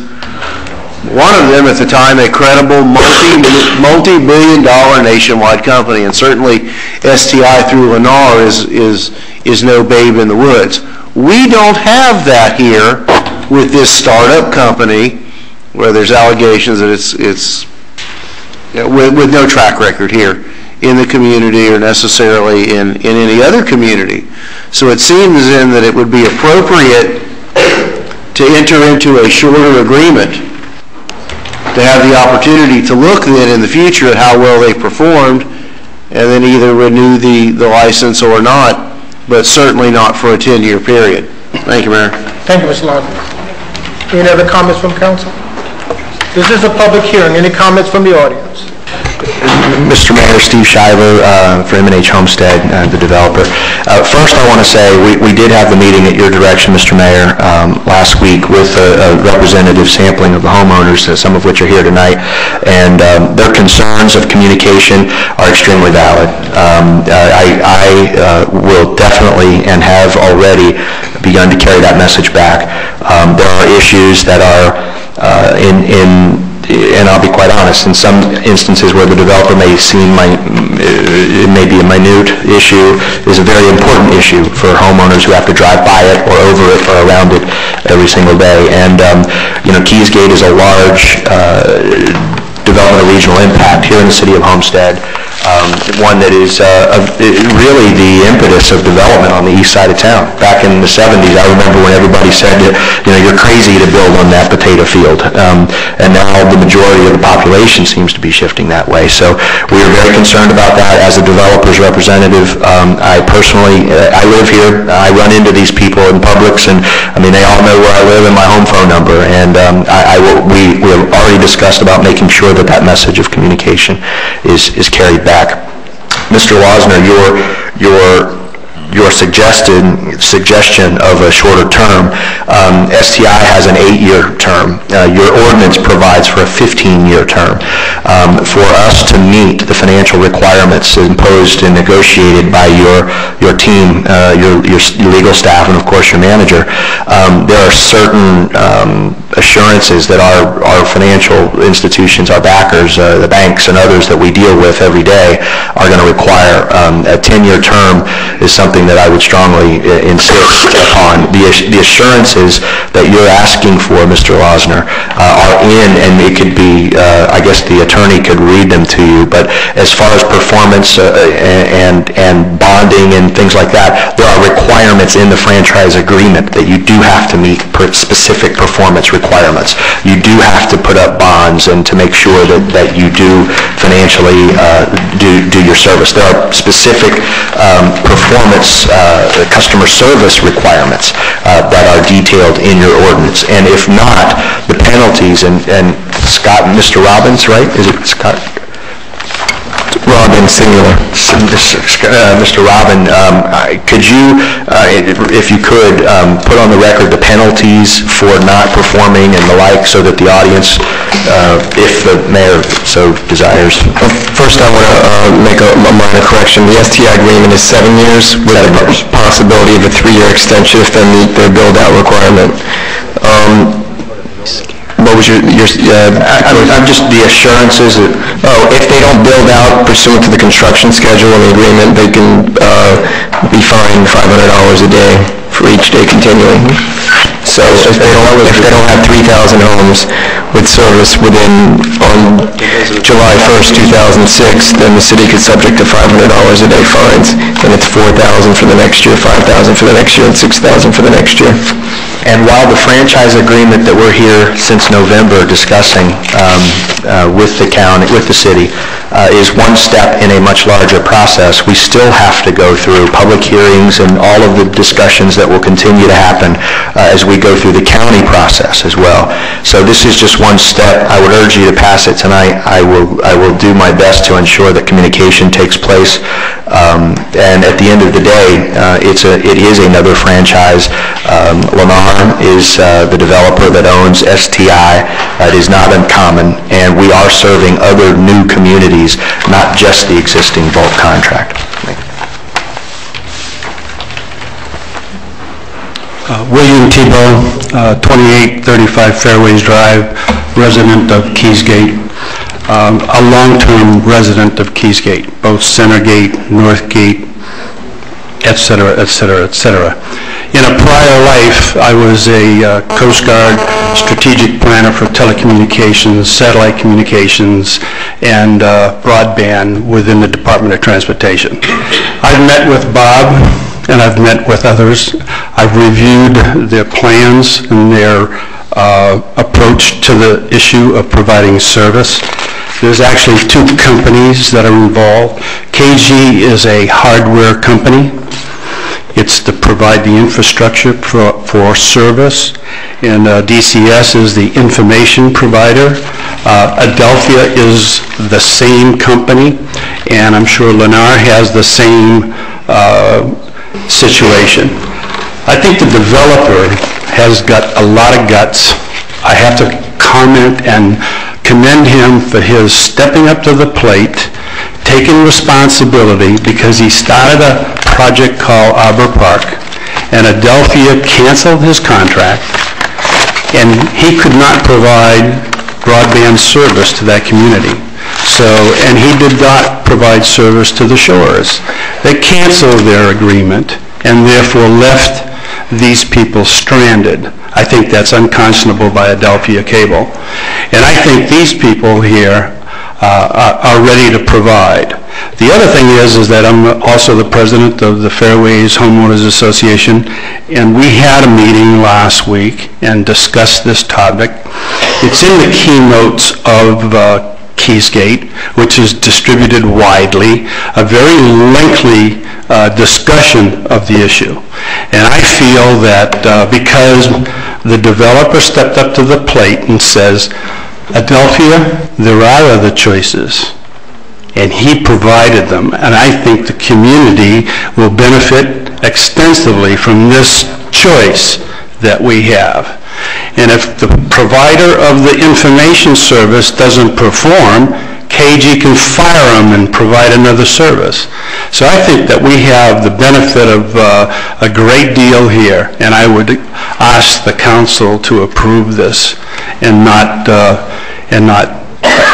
obstruct it, because I think they're ready to do it. Thank you.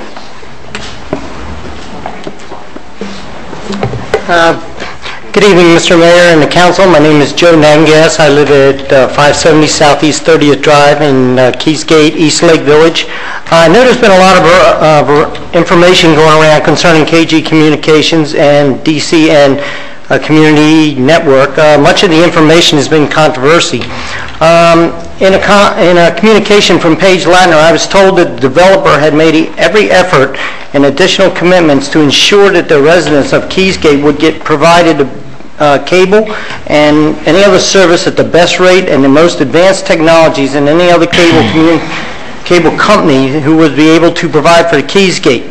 And that's a direct quote from her. However, in a letter from John Burt, my vice president, who received a phone call from the City County Technical Department informing him that they rejected the KG Communications contract and was returning it because of incomplete. Also, the high-speed network that they're offering was offered at 2.5 to 3 times slower than what Adelphia has right now. This is a concern to the residents of East Lake because we were told by Paige Latner that she signed a 10-year contract. We are asking you to please hold on granting this franchise until July the 6th, until the courts decide who owns the boxes that runs from the box to our house. Concerns have been expressed by the Homeowners Association when we met so we don't have our yards dug up again for having a new cable company come in and new cable lines put in. This is a question that is not, I've asked them as to whether they're going to dig up our yards again or not, and they've yet been able to answer my question. We were promised by Mr. Shiver on Friday, who represented the developer and Keysgate Communications, which is one and the same, a copy of the contract, and we're still waiting to get it. I placed a call to DCN home office in Sarasota requesting information on their existing areas, and they just said that their staff was in a meeting and they'll get back to me. I hope this is not an example of the type of customer service that we can expect from them, and we hope that you do not grant this license. To put it simply, we are asking you to please wait until the county, until the ruling comes down on who owns this cable, and to consider your constituents before you rule on this until we get all the facts. Thank you very much.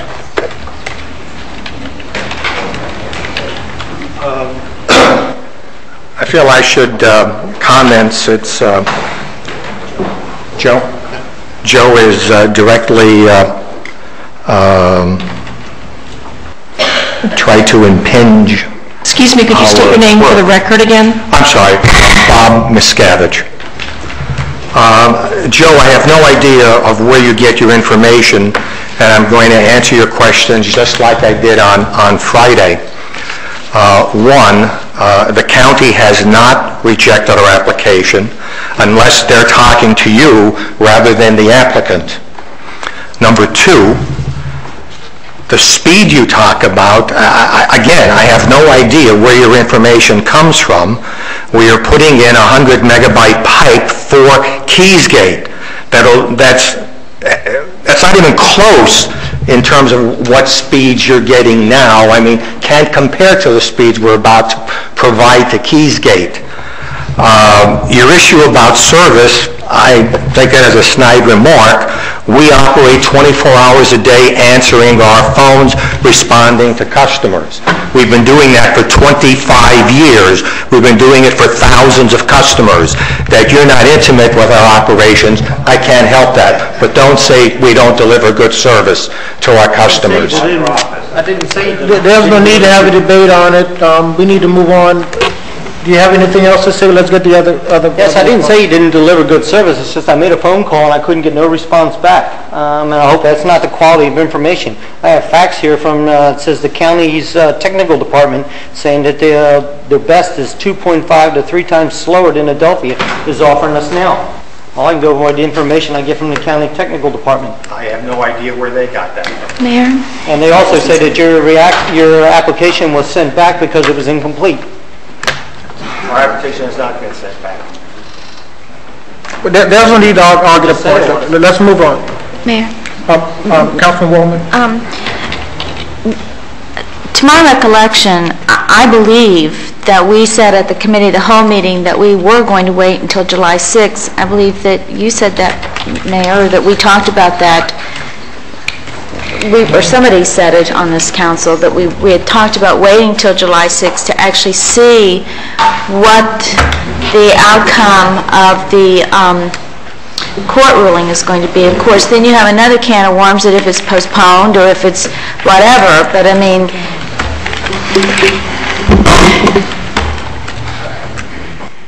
That's all. It's my understanding, you can correct me, the July 6th hearing has nothing to do with the franchise application of this applicant. That is correct, Mr. Mayor. That's an issue between Keysgate and Adelphia, not between the license applicant, KG Communications. That's my understanding. Once again, just mainly what we're asking you for is just to wait until the ruling comes down as to who owns the cable. Because if Comcast says they own the cable now and DCN or KG Communication wants to come in, Comcast is not going to just give up that cable, so they're going to end up digging our yards up again.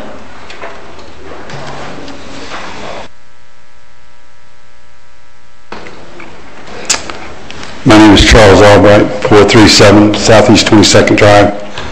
I live in Northgate, community Keysgate. I think one of the statements you had made, or it's been made all along, the association entered into a contract with KG to provide a cable system. What most of you, or some of you in the audience don't realize, and I've said this before, that the association is Paige Latner, Michael Latner, and Patrick Lieber. They're all partners in MNH. So then what you have here is you have Mr. Latner, who is on the Homeowners Association, entering into a contract with a company that he owns. Now, to me, this greatest miscarriage of justice or conflict I've ever seen. I know you're not in that business. I know exactly the position every one of you are in that council. I study a lot. I learn a lot. I come to the meetings. I understand your position. I know your legal position. But somewhere along the line, you have to come to the realization that you, our elected officials, are our last resort. I'm going to end up, if this comes out in favor of Comcast, and they got a cable system, and they're going to put in their own cable system, he's already said that. On top of that, that means that the association fees that I pay every month, that is run by Paige Latner, Michael Latner, and Mr. Gleaver, there is no residents on that association. Okay? So the residents didn't have anything to say about this contract. If they did, I'm sure we would have had a different vote. This is something that one entity, which is the association, went into an agreement with KG. They're one and the same. The partners are the same. So consequently, I'm going to end up paying two cable fees. I'm going to be paying for the one that they're going to be putting in, because it's going to be coming out of my association fees, because Paige is going to collect that money every month. And then if I don't want them, or I want something else like DirecTV or with the dish or something, I'm going to have to pay them too. I can't go to the association or Paige Latner and say, I've decided not to go with KG. I've decided to go with Adelphi, Comcast, STS, or DirecTV. So consequently, I don't want your service. I don't have that. We didn't have that vote.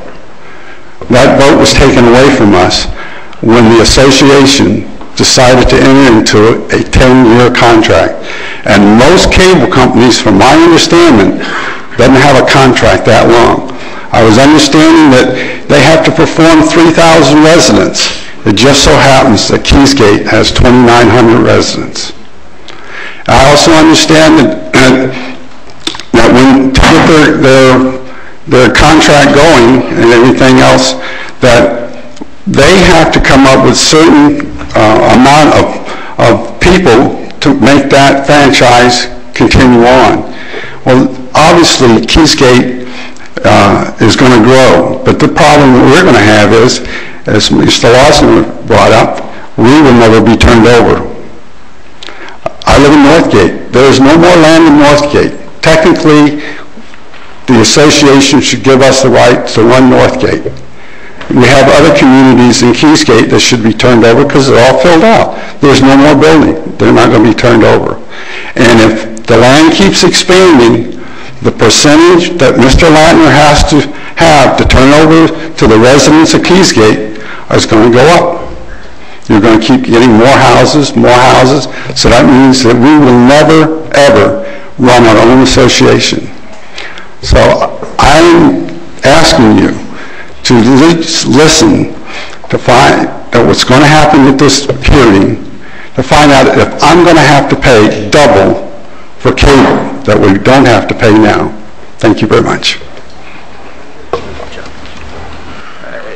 Mr. Mayor and the gentleman, I asked his permission to clarify a few things that the previous speaker put on the record that's just completely inaccurate.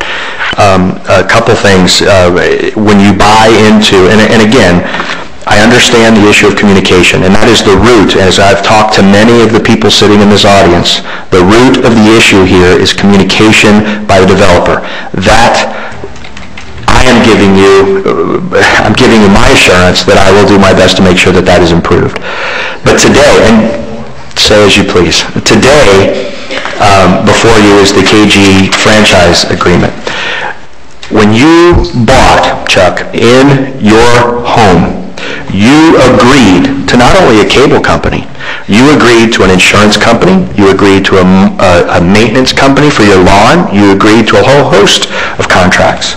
Now, while the three developer representatives, I say Patrick Gleaver, Paige Latner, and Michael Latner sit there, if there's a deficit in that association while the developer controls it, in the budget year, that deficit is made up by the developer. So if if it's an overrun, if it's a cost overrun, the developer has to actually pay that. You guys don't get a special assessment to pay that. So there's a certain inherent risk that's similar to Oasis and other homeowners associations that are there now, and I think Mr. Lossner very eloquently put it, there's a downside to some homeowners associations, and that's the beauty of America, is that you have a choice to live there or not.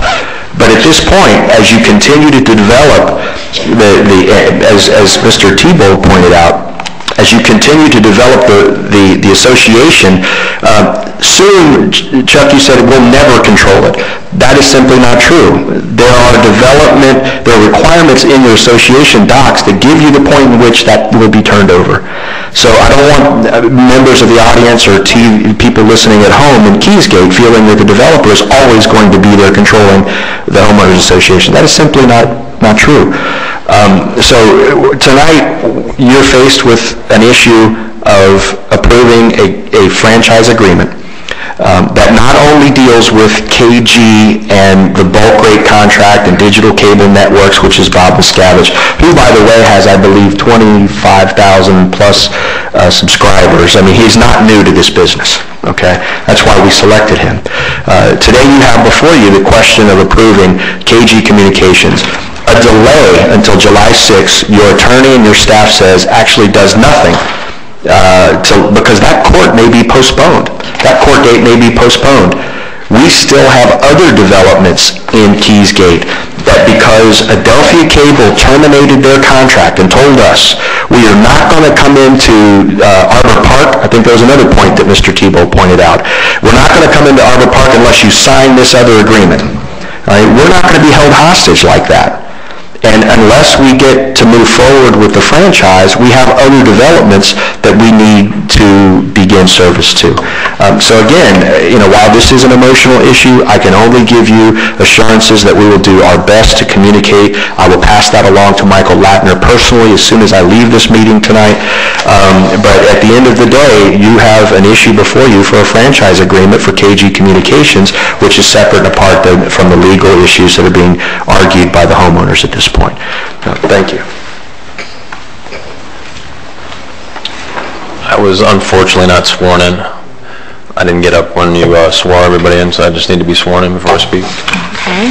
You do not need to be sworn in for this portion of the agenda. Thank you. Excellent, thank you. David Sluska, 635 Southeast 30th Drive. I live in Eastlake.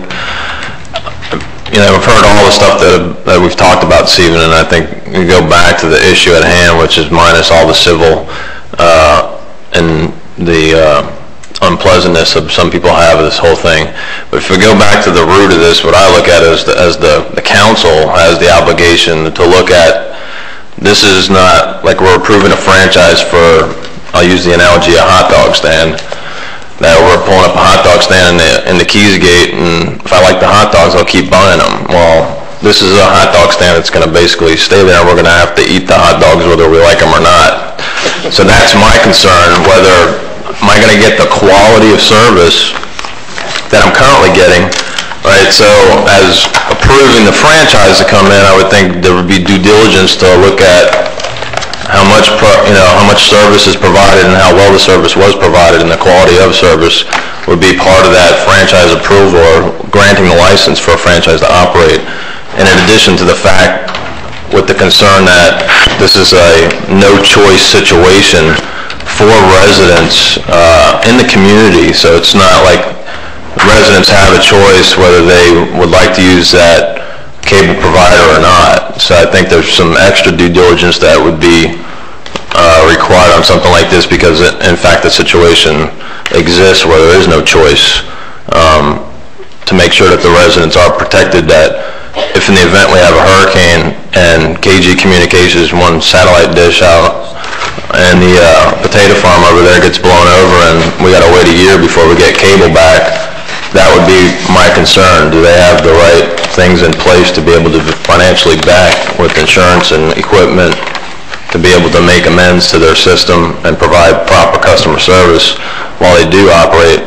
And I'm all for everybody having the opportunity to run a franchise and own and operate a business. I don't think that we should stifle anyone from doing it, but I think we owe it to the community to make sure that the people that do get to own and operate a franchise, especially ones that people have no choice on, there's some additional due diligence done on research for that company before we just go and grant approval for them to operate. And I agree with you, and those are the same requirements that Adelphia had to follow. This new company have to follow the same requirements and meet those same due diligence requirements. So I agree with you, that is correct. Our discussion this evening had been based on your homeowners association document. Your homeowners association determine who your provider will be, not the city of Homestead. And that's the debate here. We cannot determine who your provider is going to be. I understand that, Mayor, but if you think about the fact that the policy that we're making tonight is the fact that the incestual agreement that you have between the Keysgate Homeowners Association and the company that's being provided, in addition to literally no track record for the company that's coming in to provide the service, going from the step we are right now with Adelphia, a multi-billion-dollar company that operates, nationwide, to a small mom-and-pop outfit that's provided, and maybe they do provide a good service, but we don't know that. I mean, that's where the concern is. And in addition to the policy that any developer or any homeowners association could just go ahead and drum up their own cable company and say, okay, you're it. You guys have to buy this cable because we decided to do that. I think that's a policy that's being set forth this evening by granting a franchise to the person that's looking to get this license today.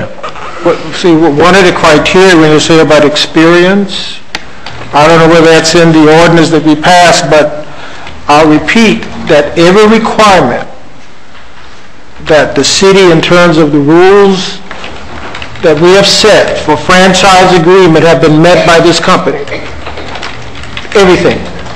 So we just can't just arbitrarily say, no, you're not going to get it because you don't have as much experience as Adelphia or Comcast.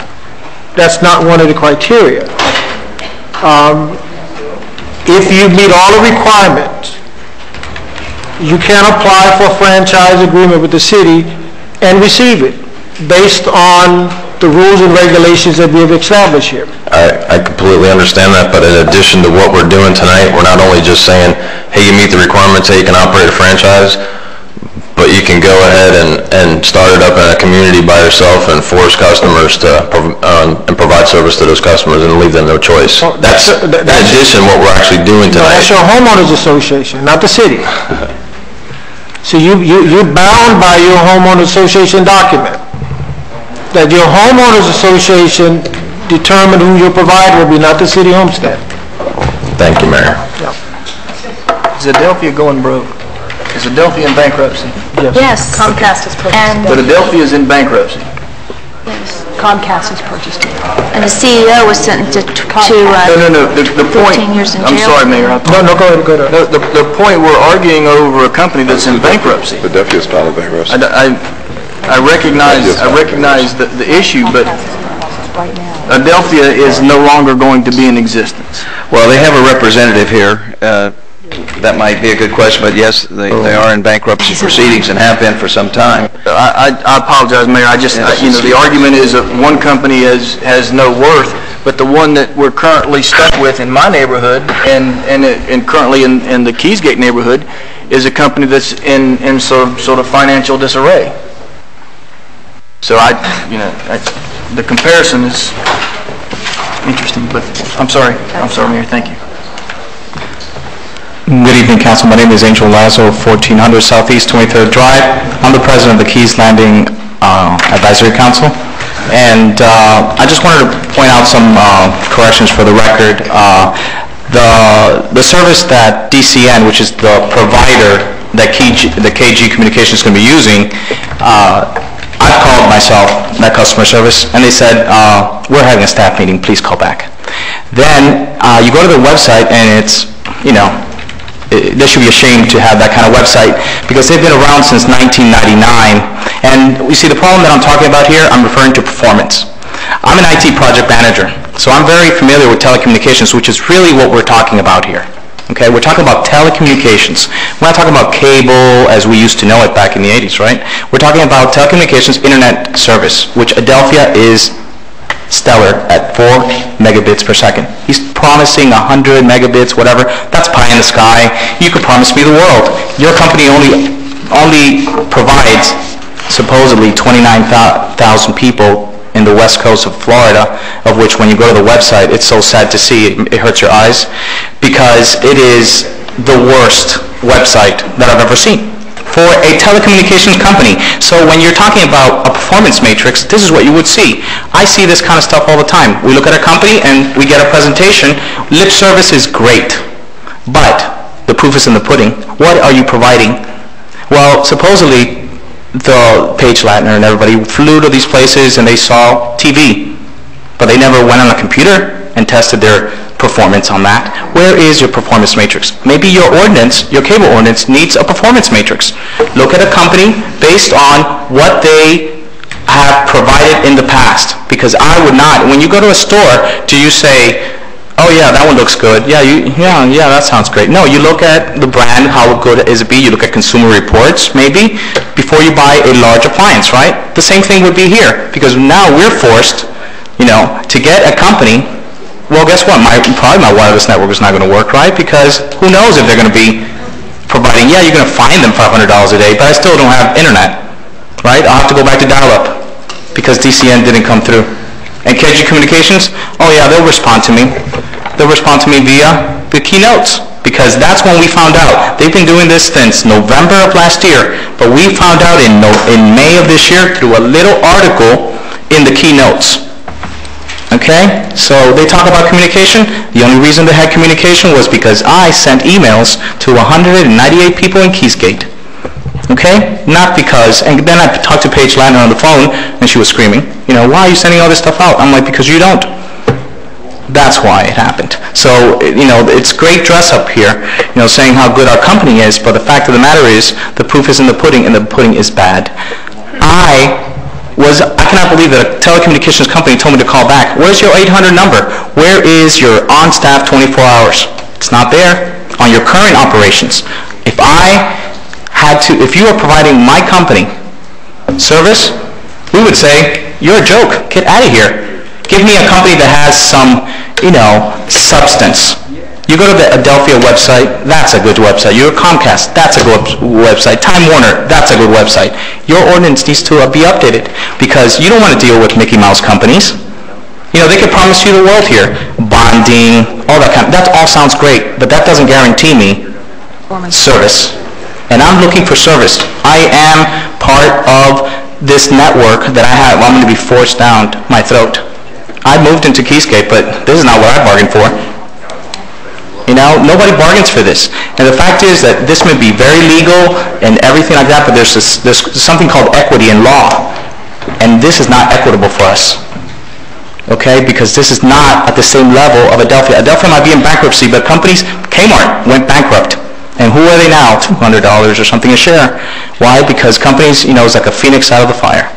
They just, they have money. They got bought out by Comcast. And that Comcast is a very reputable company. I'm willing to pay more for service, because if you lowball me, there's no guarantee that I'm going to get good service. What's it good about $9 till January I'm going to be paying if your service is not adequate or subpar? The website promises 1.5 megabits per second. He's telling me it's more. I'm like, yeah, but your website says 1.5 megabits per second. That's a joke. And when Adelphia offers 4. So I'm saying maybe what we need is a performance matrix. Also, Councilman Losner, I thought it was great. 5 years? Yeah, actually 5 years sounds pretty adequate, or maybe less. Because the fact is that you haven't been around. We don't know you. Who are you? How can you sign a 10-year contract with a company you don't know? And then tell me, oh, you're just going to switch off the lights and go to another one as if it's that fast. I don't think so. I don't think it's that fast. 5 years might be sufficient. If they can't meet them, if they don't have enough money for that, maybe you shouldn't be in business. Maybe you need to fork over more money. Do your accounting a little different. But 5 years seems sufficient. And that's why I think we need a postponement. I think we need a postponement to July 6th, because in July 6th, the matrix is going to change. A lot of things are going to be happening. They're going to have to fork out more money to dig, because they might not win the lines. This is why we're asking for the postponement. So everything comes back to postponement, because that is what's going to give us time, and the council time, to do that due diligence for this company, which I believe you've done, but I don't think there's a matrix in the ordinance that should be available for us. So we know we are getting the best deal. And I appreciate the council for your time. Thank you.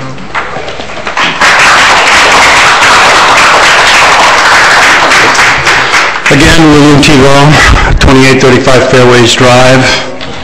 I've been in the communications business for about 40 years. I remember when Judge Green made the decision to disestablish the Bell system. Postponement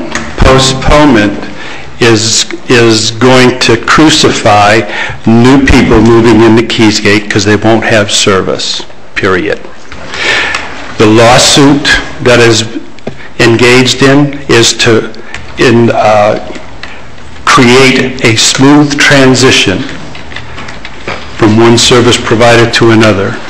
And that's supposedly, from what I understand of the courts, the way they work, we could be waiting a long time for a transition of services, and there are communities within Keysgate that will have no service because Adelphia will not provide it there, period. So your postponement shouldn't be a consideration. Thank you. Mayor, if this has to be approved by the city and the county, how is our postponing going to affect those residents? Because it hasn't, the county's asked for more information. How is it? That's exactly what I was thinking. One step in a larger process. Are you asking me that question? Anybody. Well, I'll just respond. From the staff's position, they've met every requirement, okay, that we've required them to meet. The residents are making their pitch for it. I mean, there's a lot of issues involved out there, the developer and everybody involved. But the point is, from the staff's position, when we recommend that we move forward with this franchise, is that they've met all the requirements. And for us to say, you've met all the requirements, but you're new and you've never done this before, so you can't do it, or you shouldn't do it. Who's the next company we say that to? You know what I'm saying? So we've got the rules. What they're the best or not the best. I talked to our attorneys there. They handle several cities. Our ordinance is compatible with all the other cities, so it's not like we've got this watered down ordinance either. So I just want to make that statement, because I listened to all this, and we work hard at this too. You know what I'm saying? So it's not that we got some watered down ordinance that is behind the times. This is a cable ordinance, okay? My question was, in order for them to operate, they have to be approved by the county. So yes, they do. We don't know when the county's going to get back to them on their approval or denial. So we're ahead of that. We're ahead of the we're not holding them up if we defer them right now, because they're still waiting for the county. Well, that's as far as we're concerned. As far as turning on the switch, no, we're not. Madam Vice Mayor. Mr. Ivey, I do have a question, and I think Mr. Lazo brought up a couple of very, very good points. As far as a performance matrix, as far as any type of level of performance qualities and qualifications, does the city have any particular standards, or do we just say, yes, what are those requirements? I mean, what are the minimum requirements? Has council been briefed on those requirements? I mean, you're saying that they've met and they've satisfied the requirements, but I don't know what those requirements are. They've met the requirements to apply for a franchise. Now, their technical side of it, we don't cover technically that changes daily almost, but we don't cover technically what they're required to do. But what we do have is a procedure in there that if they don't perform, in their customer service, just like everybody else, there's penalties there. There's a certain level of service that we call, and Scott, you might. If I'm just may add, the cable ordinance addresses all those issues. It's 100 pages long, and it has just the most up-to-date customer service requirements that are allowed pursuant to federal law. So does our cable ordinance also provide for internet service as well? Currently, internet service is you're not allowed to regulate it at the local franchising authority. So it's considered an information service, so you're restricted, but there is a clause in the proposed agreement that they will provide it free to government facilities and schools, as well as providing it over their cable system. Right, but my question specifically dealt with performance standards. Is there anything in the requirements that have anything to do with performance standards as well? Yes, there is. There's customer service requirements, there's telephone standards, there's minimum requirements of a service, if there's a outage, there's also allowed for credits for not providing services. All those requirements are in the customer service provision of the ordinance, and there's a minimum standards requirement in terms of services as well. And in the license agreement, they have to comply with the cable ordinance, which has all these minimum requirements, and the build-out schedule as well, which is listed in there, and in terms of the state-of-the-art facility that they must have as well. So there are minimum requirements that they have to comply with. So in terms of the performance matrix, those are covered within the franchise license agreement. Thank you.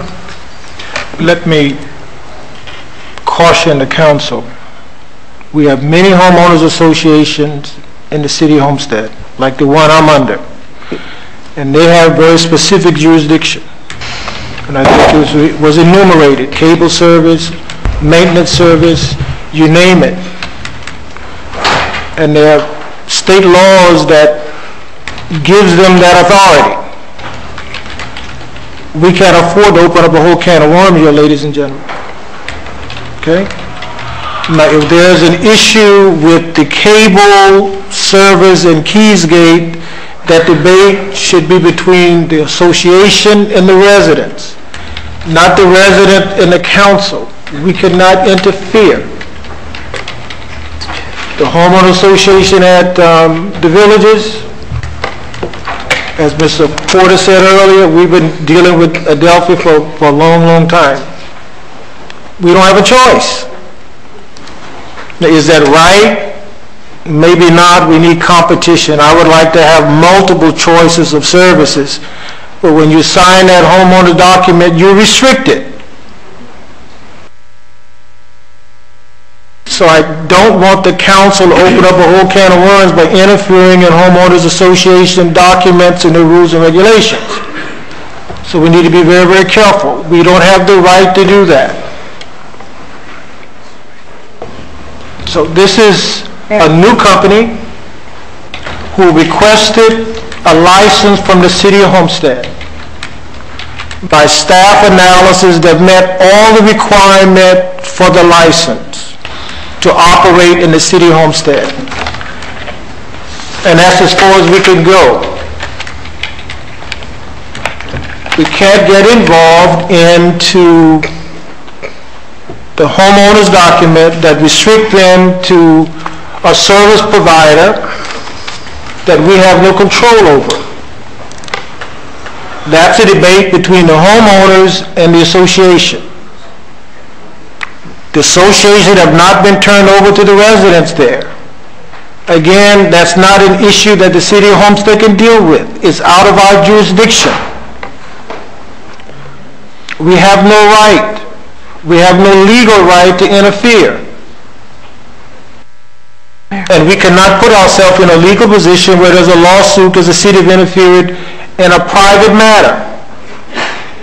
So let's be very, very careful. We are limited. This government is limited in what we can do when it comes to homeowners associations. And the attorney have said it over and over and over again this evening. And I'll ask again, is there any legal basis by which we can deny this application? There's no legal basis based on what they provided pursuant to the cable ordinance. And everything the staff requested have been provided. That is correct, Mr. And Mayor. have met all the requirements of the city of Homestead. That is correct. Mr. Sharp? Mr. Mayor, just a point to address Councilwoman Gardner's concern or question of postponing. Government bureaucracies as they may be, we've been, and speaking as a former county manager, I mean, we've been through a lot Your staff has, for that 10-year negotiation, asked us to provide live television, cable coverage for your council meetings, a substantial payment of money. So, Ms. Garner, this is just one step in a longer process. To postpone it here while we get the county license, we still are operating Arbor Park on private property. So we're still operating. We're going to continue to operate. This allows us and correct me if I'm wrong as a representative here from Philadelphia Cable, this franchise agreement allows us to cross public right-of-way. We're already in the process of beginning operation. Not only is it cable TV that we have the experience of operating. There's also telephone, as you heard your attorney say, the internet access is not regulated. It's not even covered under your ordinance, but for us saying that we will provide free internet access to schools, I believe, and government buildings. So, again, a postponement is just going to further this debate about homeowner dispute with a developer 3 weeks from now. You're going to have the same concerns, you're going to have the same issues, but it still allows us to move forward. I hear the issue of communication. I hear the issue of being able to convey better than just that, as Mr. Lazo points out so amply, every time he stands up here, just keynotes. Okay, I hear that, and I'll do my best to make sure that is rectified.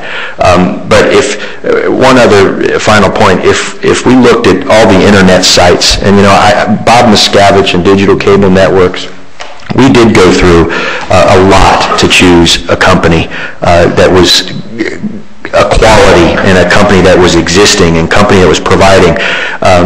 We did meet with several different other companies, and I submit to you that Michael Ladner, we keep talking about this man as he's some devil from the other side of the earth. Ladies and gentlemen, don't forget he was the only one that came down here that actually acquired the Keysgate development when it was being turned over. I sat here personally with a very large developer who laughed at us and said, "I'm not coming to Homestead," who, by the way, is now here in Homestead. I mean, a vested interest this developer has in making sure that there is service that's ample and adequate, and it is in the developer's best interest to make sure that the service is adequate. So, again, a postponement, Ms. Garner, I think at this point is just postponing a decision you're going to have to ultimately make down the road anyway. And I would just, again, strongly urge you to move forward tonight. Yeah. Vice Mayor. Thank you. I know it seems like that we're belaboring this, but I would like to state that with agreement with the mayor that we cannot interfere with the homeowners association and the landholder, excuse me. I'm not doing that. What we're doing is we're looking at a request for a licensing agreement, taking a good look at that request for licensing agreement and asking the right questions, which is what is our responsibility as a city council to do. I'm not intervening in a homeowners association. I'm looking at a request for a license. I'm looking at the issue of a brand new fledgling company, if you will. I'm looking, and those are valid observations, those are valid questions, and the homeowners bring valid things. And I've sat on this council for the last 18 months, and I've watched us intervene in the Waterstone Homeowners Association, where we allowed them to talk to our attorneys because they had tax issues. We intervened to the county on their behalf, being very good council people, everybody up here listening, and that is what we're doing right now, and that is the appropriate thing to do. Now, I know we can go on and on and on and beating this up, and I think that everybody that wants to be heard should be heard. But what I would like to do is I would like to go ahead and move this forward as to what Councilman Losner suggested, that we go ahead and if Lennar can only, SDI, excuse me, can be granted 7 years, well, we certainly can come up with something between 5 and 7 or 10 that's less than that, and I think that that's within the scope of the authority of this council. If we're being told that we have basically no legal rationale or reasoning to deny this, we can at least put some constraints in, and that would not harm anybody, and it would give them time to prove themselves, which is exactly what the development wants, is time to prove themselves. And I would not be opposed to anything, and I will go ahead and move it that we go ahead and I personally think that if SDI, as large as they are, and as large as Lennar is, can be granted 7 years, that's the most that we should be granting from this council instead of 10. And so I would like to make an amendment to, I'm not finished. I would never interrupt you, Vice Mayor. Thank you. Yeah. You tried. No, never. Yeah. So, Trust me. I have an expression, and it says, I'll let you know when I put a period at the end of my sentence. I would like to go ahead and move that we go ahead and just make the motion with the acceptance of a limitation of time, and, I mean, whatever the council prefers, but I would say not less than 5 and no more than 7, so let's make it 6. Been properly moved by the Vice Mayor. I'll second that. Mr. Lawson seconded. Any discussion? I got a question. Mr. Porter? Could I hear from the man from Adelphia? Yes, please. Please. I've been patiently waiting for about 45 minutes. And I would just like to hear what you have to say. Can I speak to the 8 years? I've got the floor. I've got the floor, Mayor.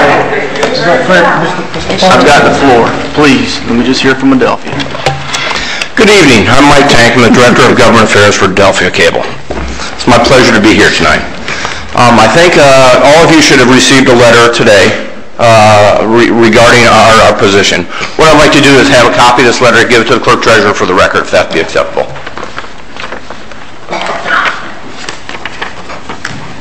Thank you.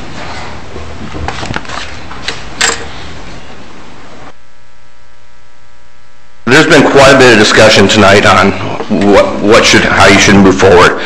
I want to give this letter to you because it's a letter from our attorneys. We can't really talk about the case that's in front of bankruptcy. It's a bankruptcy case law that's coming up before the judge on July 6th has been said. The track record of this judge is to act fairly quickly when a hearing date does come about. We had asked for a copy of the application to look at some of their assumptions and so on. Hadn't quite got that yet, but when the information hit the agenda about a week or two ago for your committee as a whole, we got a chance to look at the information. We also got a copy of the application they have filed with Miami-Dade County. And I think the outcome of the court decision could have an impact on your decision. And the reason I say that is when you look at the criteria, there are several things you look at. One is their legal, one is their technical, and the other is their financial capability of delivering, being a cable provider. From the information provided, I'm sure the staff did a great job looking at it and making sure it did meet all the requirements. But we believe that depending upon the outcome of the court, and basically it's going to say who owns the cable lines and who has the right to operate. Some of the assumptions that we saw talked about them acquiring our cable, or basically assuming that they're going to acquire our cable system, and also assuming they're going to have exclusive rights to provide cable within that. If that court case goes against it, I think that could have some significant impact on their financial assumptions and the financial positions they put forth in their application, and that could alter their qualifications. So when you do look at, did they meet the qualifications, on paper they very well might, but I think down the road you might want to take another look at that pending the court case to make sure the assumptions that they made are correct assumptions. Can I ask you, I'm sorry. Certainly. Let me ask you a question in regards to no one's sure who owns the cable. Now, it's Adelphia's assumption that you are the owners of the cable, and it's the developer's assumption that they are the owners of the cable. Yet, by each of you owning the operational franchise, you both could be in there, i.e., you could go back in afterwards as Adelphia and dig up and put in your own cable system, and or i.e. K&G could go back in and put their own cables in if the franchise is available to both the competitors. Now, I have to admit, I am not an attorney, so I don't want to be quoting law. I cannot comment on the FCC case. But my layman's understanding is that the contract that we have, state law trumps it, federal law trumps it, and this is what the judge is going to rule on. And I think the federal site is listed in that letter, and the state law is listed in that letter. So we'll reference both of those points. So we believe we have the right to be there. We believe that we have ownership of the property. Over the last year, we spent millions of dollars upgrading our system. We have gone through and expanded the bandwidth. We've installed fiber optics. We've done a lot of the work to be able to provide digital cable, high-definition cable, DVR, high-speed internet, and more services coming down the road, video on demand. These are things that we are going to be providing and are providing to our customers. There's talking about bankruptcy. Well, we have done a very good job in the last couple of years overcoming some of the issues of our prior forefathers.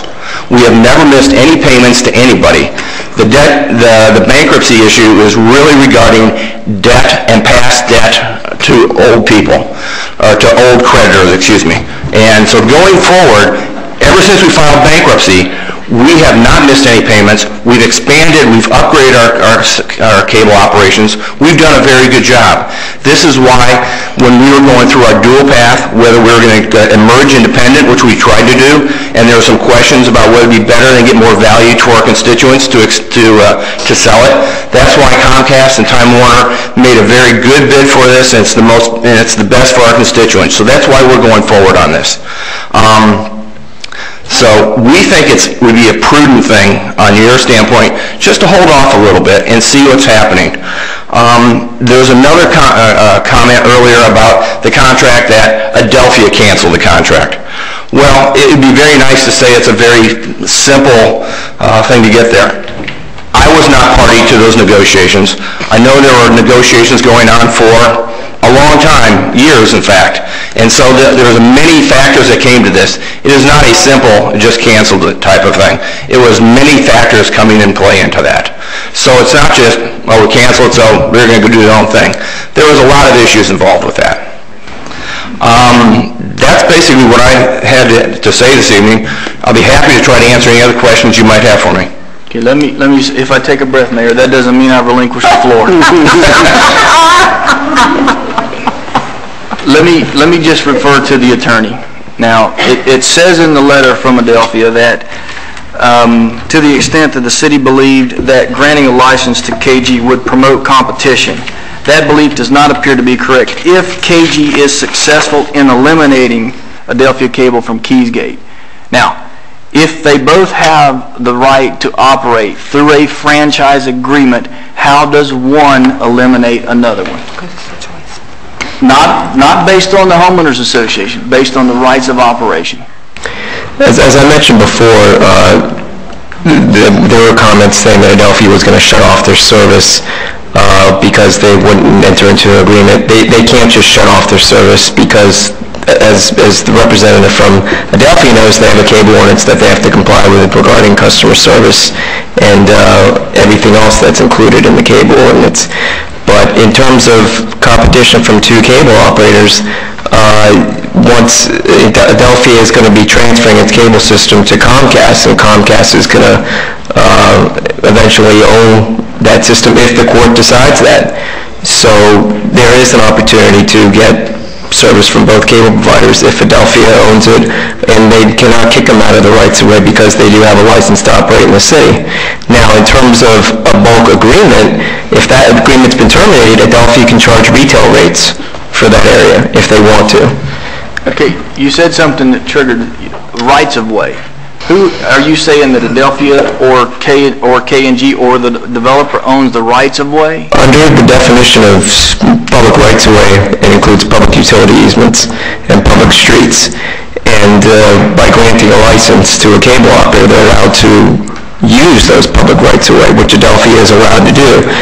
KG Communications is not allowed to use public rights of way unless they're granted a license by the city. Okay, but the key point being, if there's a license granted to K&G, they could go in by right and put in cable to compete with what is there, which is either Adelphia A or Comcast B. Correct. Regardless of the outcome of the proceeding, KG can come in and use the public rights of way to construct their cable system. The only thing prohibiting at this particular point anyone from using that is homeowners association restrictions. in the Keysgate. Is that what's holding up these people from being able to say they would be able to use or buy from the competitor? Is the homeowners association? No, from using the public rights of way. No, I'm sorry, I misspoke. We're trying to. I am trying to create competition. That is my position, trying to create competition, because I've not been privy to that competition in the 25 years that I've lived in the villages. And I have not been happy with Adelphia on numerous occasions. But I don't have a choice, okay? Today and tomorrow, I don't have a choice. My position is I would like to see us be able to create a mechanism where there is competition. If there's ability to grant a license to create a competitive edge or competitive situation between companies, I think you'll get a better product. But now I'm being told from the public that the reason they can't get a competitive situation is because their homeowners association will not let them go outside and get into the competitive market. Is that correct, or am I off base? They're restricted based on their association and the amount that they have to pay. They can get another cable provider because they can use the public rights of way. Because of their association fees, they're going to be forced to pay for whoever the association entered an agreement with. But if there's another cable provider that passes through that area and pursuant to this license agreement, we're granting them access to use the public rights of way to construct a cable system, then they can have another cable provider. They can get a satellite dish if they choose to, if they can get reception and have their cable and their satellite dishes as well if they want another communications provider. But in terms of the association agreement, that's a privately negotiated agreement that they're paying through their association fees. But if a cable company is granted a license, they can in fact use the public rights of way and provide service to that area. Okay. Mr. Porter? Yes, sir. If I may, if the situation really comes down to if you have two cable plants in the ground and one of those companies has an agreement with the homeowners association and you choose not to use that, you do not have to use it, but you will still be paying as part of your assessment for the cable that you've chosen not to use. Competition. But that's due to the agreement that was made with the association, not the fact that there's a competitive entity out there, correct? Absolutely. Okay, so when and if there's ever an opportunity where the homeowners can truly get control of their association, they could then make that recommendation or change that rule internally, correct? That would be up to the association. That would be up to the association. Last question, Mayor, and I appreciate your not letting me breathe at least. The thing is, it's just very difficult to sit here and get involved in associations and issues where residents truly dislike the people who run the community, and that's unfortunate that we get put in that position. And I think, Mr. Shiver, it's your responsibility to go back to the developers of that community and figure out a way to make this problem get better. Whether it goes away or not, I don't know. But to me, I look at this as an issue of being able to say, let's create some competition out there. I'd love to have some in my neighborhood. I think that's what makes things better. We're in the educational problem. The only thing that's made the educational community step up to the plate is we created charter schools in our community. Now you've got the school board and the educational system looking at us. Now, if we can postpone this for 16 days, but at the end of 16 days, I don't know if there's anything that's going to be any different. I don't think the homeowners are going to love the developer anymore. I don't think the association issue is going to go away unless someone steps up to the plate and addresses it at the association level. My bottom line is I would love to see competition. I would love to see it in my neighborhood. No disrespect to Adelphia. I know you're entitled to your opinion. I, at this particular point, lean towards our paid attorney to give us legal advice, not your paid attorney, as to the competition, the level of competition, and the ownership of the cable. Because I don't think the ownership of the cable at this point really has as much to do with it as if we give you both the right to be there, you both have the right to be there. Whether you dig new cables or they dig new cables, or you use the existing ones that are there. So I'll go with the will of the council. I don't know that the time frame is as significant as you as the residents being able to get control of your association. I think that's the biggest issue, is the sooner you can realize the benefit of being true voting members of your association, the better off we'll all be. But Mayor, I thank your indulgence, and I appreciate your time, and I can breathe now. Thank you, Mr. Porter. Vice Mayor? Yes, thank you. A little housekeeping. I need to amend my motion to 7 years with a 3-year extension because of a level playing field statute. I need to go ahead and amend my motion. I need a second. Mr. Laws, you second that? Yes. Mr. Laws will second that amendment. Let's vote on... Mr. Mayor, at the risk of being booed, I have to say, a level playing field, your staff negotiated additional money for that additional term. So technically, it would not be a level playing field with the additional money that we paid for that additional term. So if there could be some differentiation between a 7-year term and a $100,000 payment, and possibly a 9-year term and we'll decrease, or an 8-year term and the payment that we're required to make, which is essentially double, I believe, what STI paid. So before you vote on that amendment, that I think what did they pay, STI pay? I don't remember what STI had. Do you recall, Scott, what STI? Which term are you curious? The dollars for the... The dollar sum is the same, but the length of the term is 7 years with the opportunity for a 3-year extension if they meet the requirements within the license agreement. Was STI at $100,000 or $200,000? If I recall, STI was at $100,000. And I'll go ahead and read the provision of the STI license agreement. I'm sorry, if I'm mistaken, then I'm sorry, but that's what I recall, the additional $50,000 or $75,000 what was required. This agreement was entered into in October 2003. In Section 12B of the license agreement between the City of Homestead and STI, it states licensees shall pay the city an initial amount of $25,000 to support educational and government access programming within 30 days of the effective date of this license agreement, and an additional $25,000 by December 31st, 2004. Within 30 days of the extension of this license that may occur in 2010, pursuant to Section 3 herein, licensees shall pay the city an additional amount of $50,000 or $7 per subscriber, whichever is greater. Right, so that's $100,000, and if you'll read that same section of ours, please. It was an additional amount, I believe, and I believe it was. Again, if we're... we can go back and renegotiate this if you want. And before we do that, his interpretation of level playing field is different from the statute. Are we required to go dollar for dollar? That STI contract is a contract that was negotiated years ago.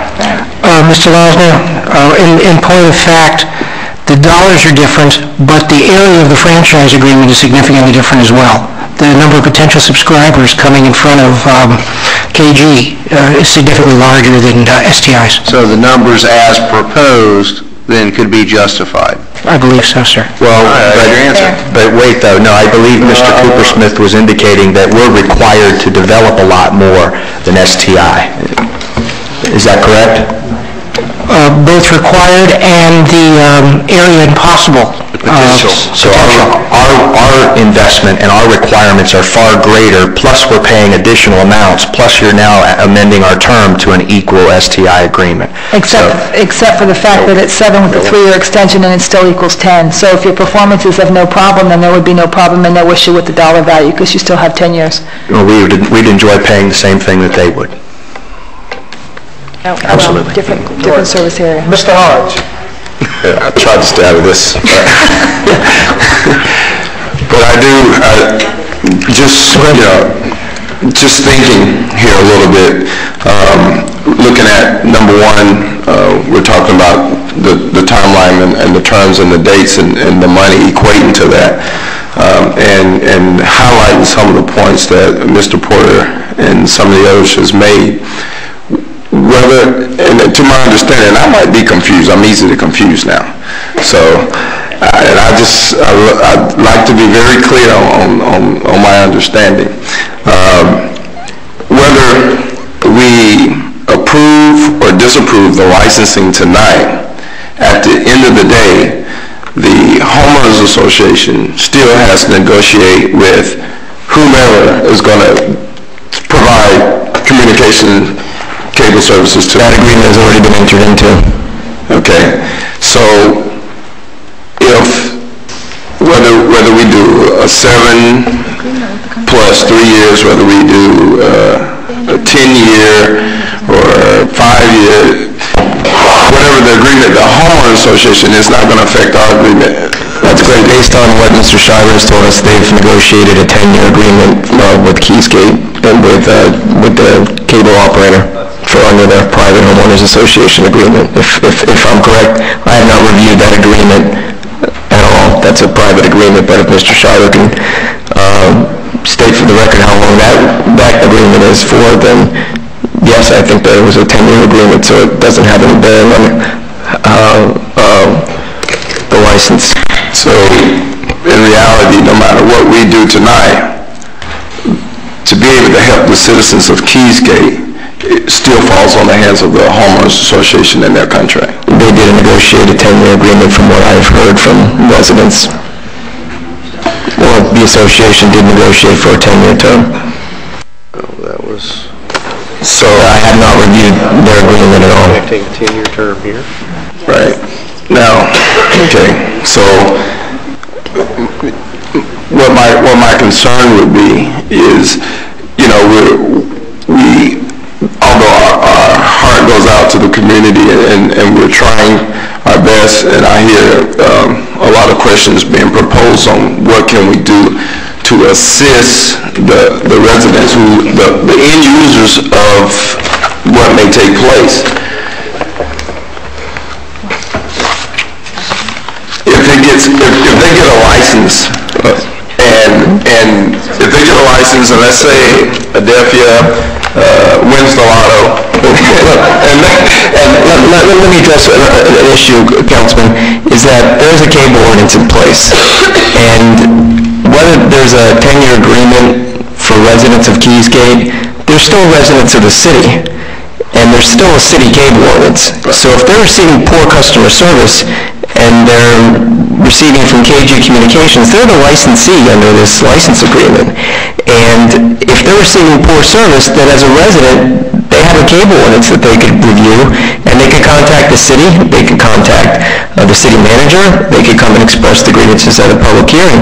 They're still residents of the city. So if there are customer service issues regarding service that KG Communications is providing, then by all means, we have this license agreement to reassure that they're actually getting quality service within that license area, and that's what the city has jurisdiction over. So ultimately, we still have the light switch in our hand. If they provide poor service, we can go ahead and send violation notices and require adjournment and assess fines for poor customer service pursuant to our ordinance, which our license agreement requires KG Communications to comply with. Okay, that's all I have, man. I just wanted to get some understanding. We have a motion on the floor by the Vice Mayor, second by Councilman Lawson. Mr. Manager? Just a clarification now. We're going the years from 7 to 3, but I heard the representative from KG say they want to redo the money. If we're, I don't know how far, Steve, you want to go with that, but if not, we're back to negotiations. We'll defer it tonight, and we'll just go negotiate some more, because we're not going to, otherwise we're ready. I think we gave 7 and 3 is 10, as I recall. So I'm thinking that we have a motion on the floor for that, but you brought up the money thing. Now, if it goes, we're not renegotiating anything. It goes, is what I'm saying. So you want to clarify that, maybe. Any further discussion on this issue? Any further discussion? Roll call, Madam Clerk. Mr. Porter? Absent. Mrs. Waldman? Yes. Mrs. Bell? Yes. Ms. Garner? Yes. Mr. Hodge? Yes. Mr. Losner? Yes. Mayor Warren? Yes. Motion carried. Thank you. That was on the amendment. We still have to... That was on the amendment. Yeah, we still have to have a motion. No, let's have a motion on the main motion. Okay. Roll call on the main motion. Can you read the main motion? Is this related to this, Mr. Williams, before we vote on the mail? Mr. Williams? I believe there's another gentleman who's also been waiting. Mayor and Council, my name is Tim Williams with Williams Agricultural Enterprises Limited, with offices here in the city of Homestead at 75 Northeast 15th Street. I believe I have the honor of still being the registered lobbyist in the city for STI. And also, I'm still working for Lennar, Carib, Pride, and Prime Homes. Unfortunately, in that capacity, I have to share with you some information tonight. First of all, the developments that those builders are building in Homestead cannot compare to the large development of regional impact that is Keysgate today. Keysgate has been here for a very long time. Our projects will not face these same sets of issues. While, as Vice Mayor mentioned, they will face other issues, these types of issues will not be the ones that they face. I can tell you that the national home building companies, and as a result of issues, like the ones that Adelphia has had, have had to take matters in their own hands. SDI is not owned by Lennar Homes. Lennar Homes at times is a customer of SDI, but they're not related. One doesn't make decisions for the other. They're both wholly owned subsidiaries of Lennar Corp, but they're very competitive. Lennar Homes gets the lowest, best possible rates for its home buyers, as any developer will do and as any homeowners will appreciate. Unfortunately, these types of situations have arisen over the past few years. That's why you see new players in the delivery of these types of services, simply because most companies, especially if they're run, like Adelphia was and have financial problems, can't keep up and can't install in a timely fashion and can't deliver at the price points that we need to pass those savings on to the public. Bulk agreements. Usually with a bulk agreement, you can command a discount from an average of $21.50 per month down to $15.50 per month. So that's $5 per unit per month. I mean, you do the math, that's a considerable savings. In newer developments, though, it's based a lot on product type. If you have a condominium development where you have multiple units inside, one large structure, you'll usually see bulk agreements in those types of HOAs. Not only are our developments smaller in size, but they're being built out at a much faster pace. Most of I think all of the community associations in Waterstone 1 have been turned over now to the residents who live in those communities. So we're seeing 1 to 3 year turnover timelines rather than, in this case, it's been in some cases, I guess, a 20-plus year timeline. So while I understand those issues, you will not face those issues with Waterstone, Malibu Bay, Oasis, Bay Winds, or Crystal Lakes. So I just want to put that on the record, and best of luck in your decision. Thank you. Very good. That was a good observation. My name is Timothy L. Craig. I live at 1865 Southeast 20th Avenue, Homestead. I'm also the president of the Shores Homeowners Council. Due to the lateness of the hour and the patience of the council, just 3 quick observations. Mr. Miscavige, the president and owner of Digital Community Networks, keeps saying this is the best deal for the residents of Keysgate. If that is true, why are so many residents of the Keysgate upset about it? Secondly, my understanding is KG Communications has fulfilled all the requirements for the granting of the franchise license. However, my understanding also from Mr. Robin, this council is under no obligation to grant that franchise tonight. You have the power to delay it. Thirdly, in a meeting in Mr. Ivy's office, I quoted my North Carolinian wife that this basically was a dispute between the residents of Keysgate and the Keysgate Community Association, and that city had no dog in this fight. I was wrong, Mr. Ivy. As the mayor so eloquently pointed out, when we agreed to live in Keysgate, we gave up certain rights. We gave up a lot of rights. I enjoy living in Keysgate. I look forward to living a long time in Keysgate. But again, as Mr. Robin pointed out, I did not think I gave up my right as a resident of Homestead. I'm a resident of Keysgate, but I'm also a resident of Homestead. I think the dog in the council's fight should be the residents of Homestead. Thank you very much. Thank you. Mayor, I'm going to make a motion subsequent to her motion that we postpone this or defer this until the time-specific date of the 6th when we get some sort of clarification whether or not, number one, it is going to trial, or number two, there's some sort of issue closing this out so the residents can be comfortable that we waited at least until the appropriate time that the hearing was scheduled for, not any longer. I'll second that motion. Mr. Mayor. The next meeting is July 5th, and the meeting after that is July 18th. Well, we'll know something on the 6th, and we can call a special call if we have to deal with it. But I think that the community has asked for us to look at it through the 6th. Let's listen to the community, and if we have to deal with it in some sort of other manner. Is that motion fairly clear? Is that motion as the agreement as amended pursuant to the changes made by the Vice Mayor? No, my motion is agreement as first brought forward under staff's recommendations with all the dollar values the same, time frame the same. My only issue is let's go to the 6th and find out from the trial, the hearing, whether or not it goes forward or not. I don't want to go past the 6th. I think we need to deal with it. If the trial is moved past the 6th, I think it needs to come back. Second. Who seconded? We both did. We're fighting. Comments? Any questions? Thank you, Mr. Porter. Roll call, Madam Clerk. Mrs. Bell? Yes. Ms. Garner? Yes. Mr. Hodge? Yes. Mr. Losner? Yes. Mayor Warren? Yes. Mr. Porter? Yes. Mrs. Waldman?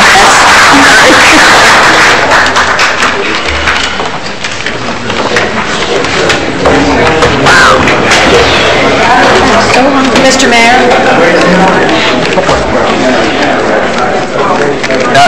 Mayor, I make a motion that we extend this meeting past 10. 10:30. 10:30.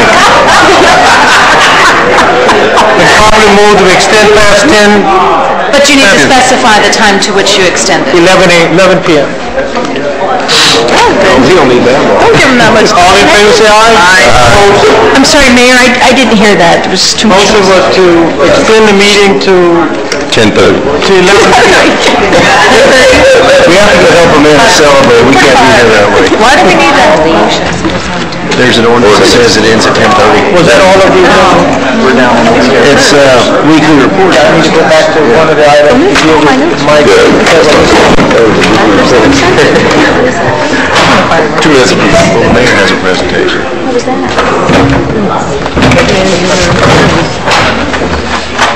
A whole bunch of good information, but that's fine. Oh, really? Yeah. It's supposed to be no one under your code ordinance and all that stuff. We bypassed an item on the agenda, which was 5C, presentation of proclamation to Mike and Evelisa Gonzalez. For the last 20, would Mike and Evelisa come forth?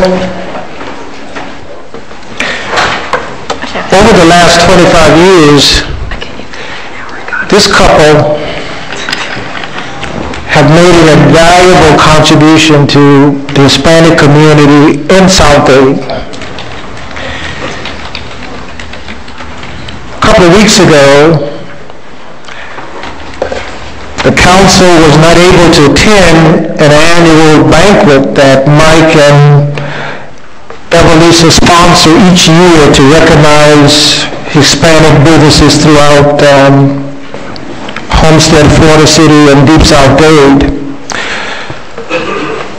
What we're here tonight was to just share with them our sincere appreciation for the work they've done over the last 25 years for all the people in Deep South Dade, and certainly for the excellent work you've done for the people of the city of Homestead. So I'd like to read a proclamation. The first proclamation references the Hispanic Chamber of Commerce, and want to say that this couple founded the Hispanic Chamber of Commerce. Whereas the Hispanic Chamber of Commerce, Industry and Agriculture was founded on May 20th, 1980 by a group of Latin merchants of the city of Homestead after assisting local residents who were dedicated to these businesses And whereas this organization has stimulated the unity between the diverse sections of the area, providing the necessary cooperation and orientation to the new and existing businesses, and whereas at this moment, Cahisco has members consisting of merchants, industrialists, and agriculturalists who with great enthusiasm encourage, assist in the cooperation between the diverse ethnic groups of the area, as well as promote the celebration of artistic functions and cultural events that preserve the Hispanic culture. And whereas with the assistance of the private sector, Cahisco has provided valuable information in Spanish to the merchants of the community, and whereas they celebrated for the last 25 years in Homestead and South Dade the anniversary of Cahisco, and the newspaper La Prensa del Sur on May 20th, together with the Constitution of the Republic of Cuba, which was established on May 20th, 1902. Now therefore I, Roscoe Warren Mayor, joined by the City Council of the City of Homestead, to hereby proclaim Sunday, May 29, 2005, as the Hispanic Chamber of Commerce, Industry, and Agriculture Day in Homestead. And we'd like to congratulate Mike and Evelisa for doing an outstanding job. Congratulations.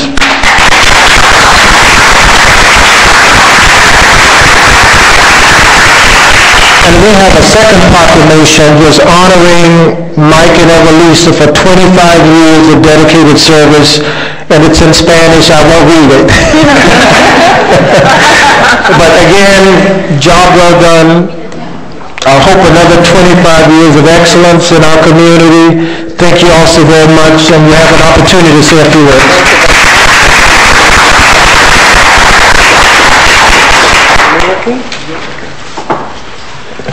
We are proud to serve this community for the last 25 years.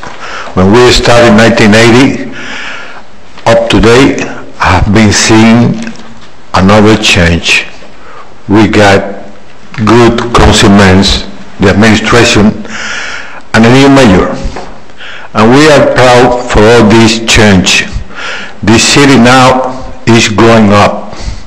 It's a new boom in the South Bay, and the development of a lot of houses and new business that mean in the next 5-10 years, this community will be one of the best community because we have been under good people conducting this city for the last few years. Thanks God for select all these people, giving all this blessing to all of you, and for now we going to do like the Mayor Roscoe Warren say. We got, if God decide, 25 more years to work with all of you and with all these people who represent the best also of this city, the residents. Thanks to all of you, and thanks to the mayor and all the person here. God bless everybody.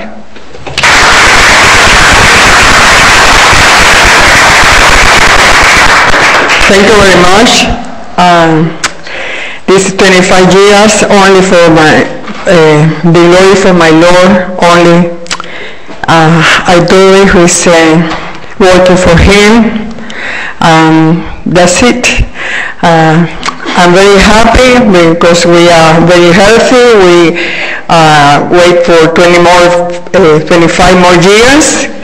I pray for that because I like everything which we are doing together and with the community. It's enjoy for us. Our life is beautiful in this country. Our life is thanks my Lord because we enjoy the life with all my friends, my residents, and I work in this land. And we are very happy if God led us to continue 25 more years. Thank you very much, and God bless you.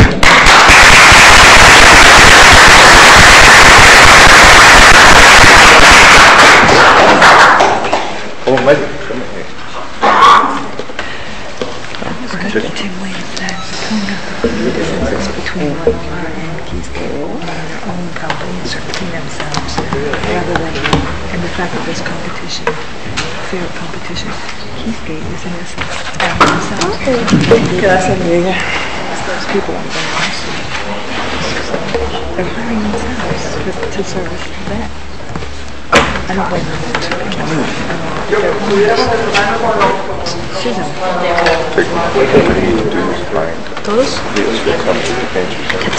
Business from the city manager? Mayor, in light of all the circumstances, I'll be very brief. I just want to mention one thing. 4th of July is going to be a holiday, July 4th of Monday, for the city. There will be no garbage or trash collection on that day. Let me repeat that. 4th of July, no garbage or trash pickup on that Monday of that holiday. And I'll cut it at that. Is that it? Thank you, sir. Councilwoman Waldman? Yes, Mayor, thank you. I'll try to be brief as well. But I have a couple things I need to say. I want to just say I was so thrilled with Bob Levy's report tonight because, as you heard, with the money for parks and the money for beautification, that's me. So I'm thrilled. I'm just thrilled, and I want to thank Marlene and Kurt Herron. Kurt's back there still, for all their help and work, because they worked really hard to make all this happen. So we can spend it. I can spend it really, really good. So I want to say thank you. And the internal auditor position, we finalized the job description for that today. Thank you, Elena, for all your help and your work and all the other volunteers that we had step up to the plate and give us counsel on that. The Father's Day luncheon at the Senior Citizen Center on June the 8th, it was a huge success. We had a great time. There was a volunteer luncheon today. Unfortunately, I just had so many appointments on this Monday, and I was reined in everywhere I went. I wasn't able to get to the luncheon, but I congratulate all those volunteers, and I will be making a presentation to them at the next I think it's the 4th of July party. I'll be just recognizing them. So thank you very much, all the volunteers, for the seniors. Update on our community that I held in the villages of Homestead recently was a huge success. We had over 70 people attend that meeting. Evelyn Greer was the keynote speaker, and along with Mrs. Estrada and Dr. Cruz, the principal from Waterstone Charter School. They were just terrific. Everybody just said it was a great meeting. They said they just learned so much in those 2 hours of time that they asked us to do it again. So the mayor tasked me with setting up some town hall meetings, and I have done that. The dates will be July 13th, 14th, 20th, 21st, August 24th, and 25th. The first one will be at Waterstone, will be for the Waterstone residents. Of course, anybody's welcome to come to any of these. But we're going to target certain areas, the Waterstone, Portofino, all that area over there off of Speedway Boulevard. Unfortunately, they don't have a clubhouse, so we're going to hold it at the baseball minor league clubhouse over at the baseball stadium. That's going to be July 13th at 7 o'clock. Well, we haven't designated dates, put the dates and the places together yet, but Lake Shore will be on our list, Keysgate will be on our list, the Northwest section, which we'll hold at the Senior Citizen Center, Southwest section, which we'll hold at FICO Williams, and then we're going to have one, and I'm so sorry everybody left, because all the people I need to talk to were sitting in the audience and they left. So you go back and tell these people these things. Not everybody. I know Janice too. But Keys Landing and Shores, Westbrook, that whole area will have a meeting for them as well. So you are all invited to come, and all this will be publicized. It'll be on the website. You'll know about it. But that's 6 town hall meetings that we have scheduled. So I'm excited about it, and thank you, Mayor, for allowing me to put that together.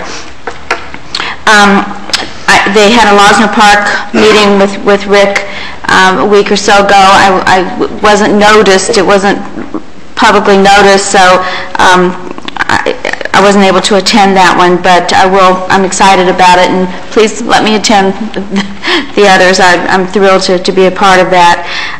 We're going to have a parks workshop on July 6th, and Marlene and Kurt and John and I will be meeting before that to finalize everything.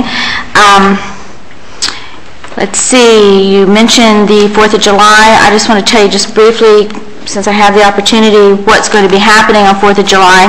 The gates open at 5:30 p.m.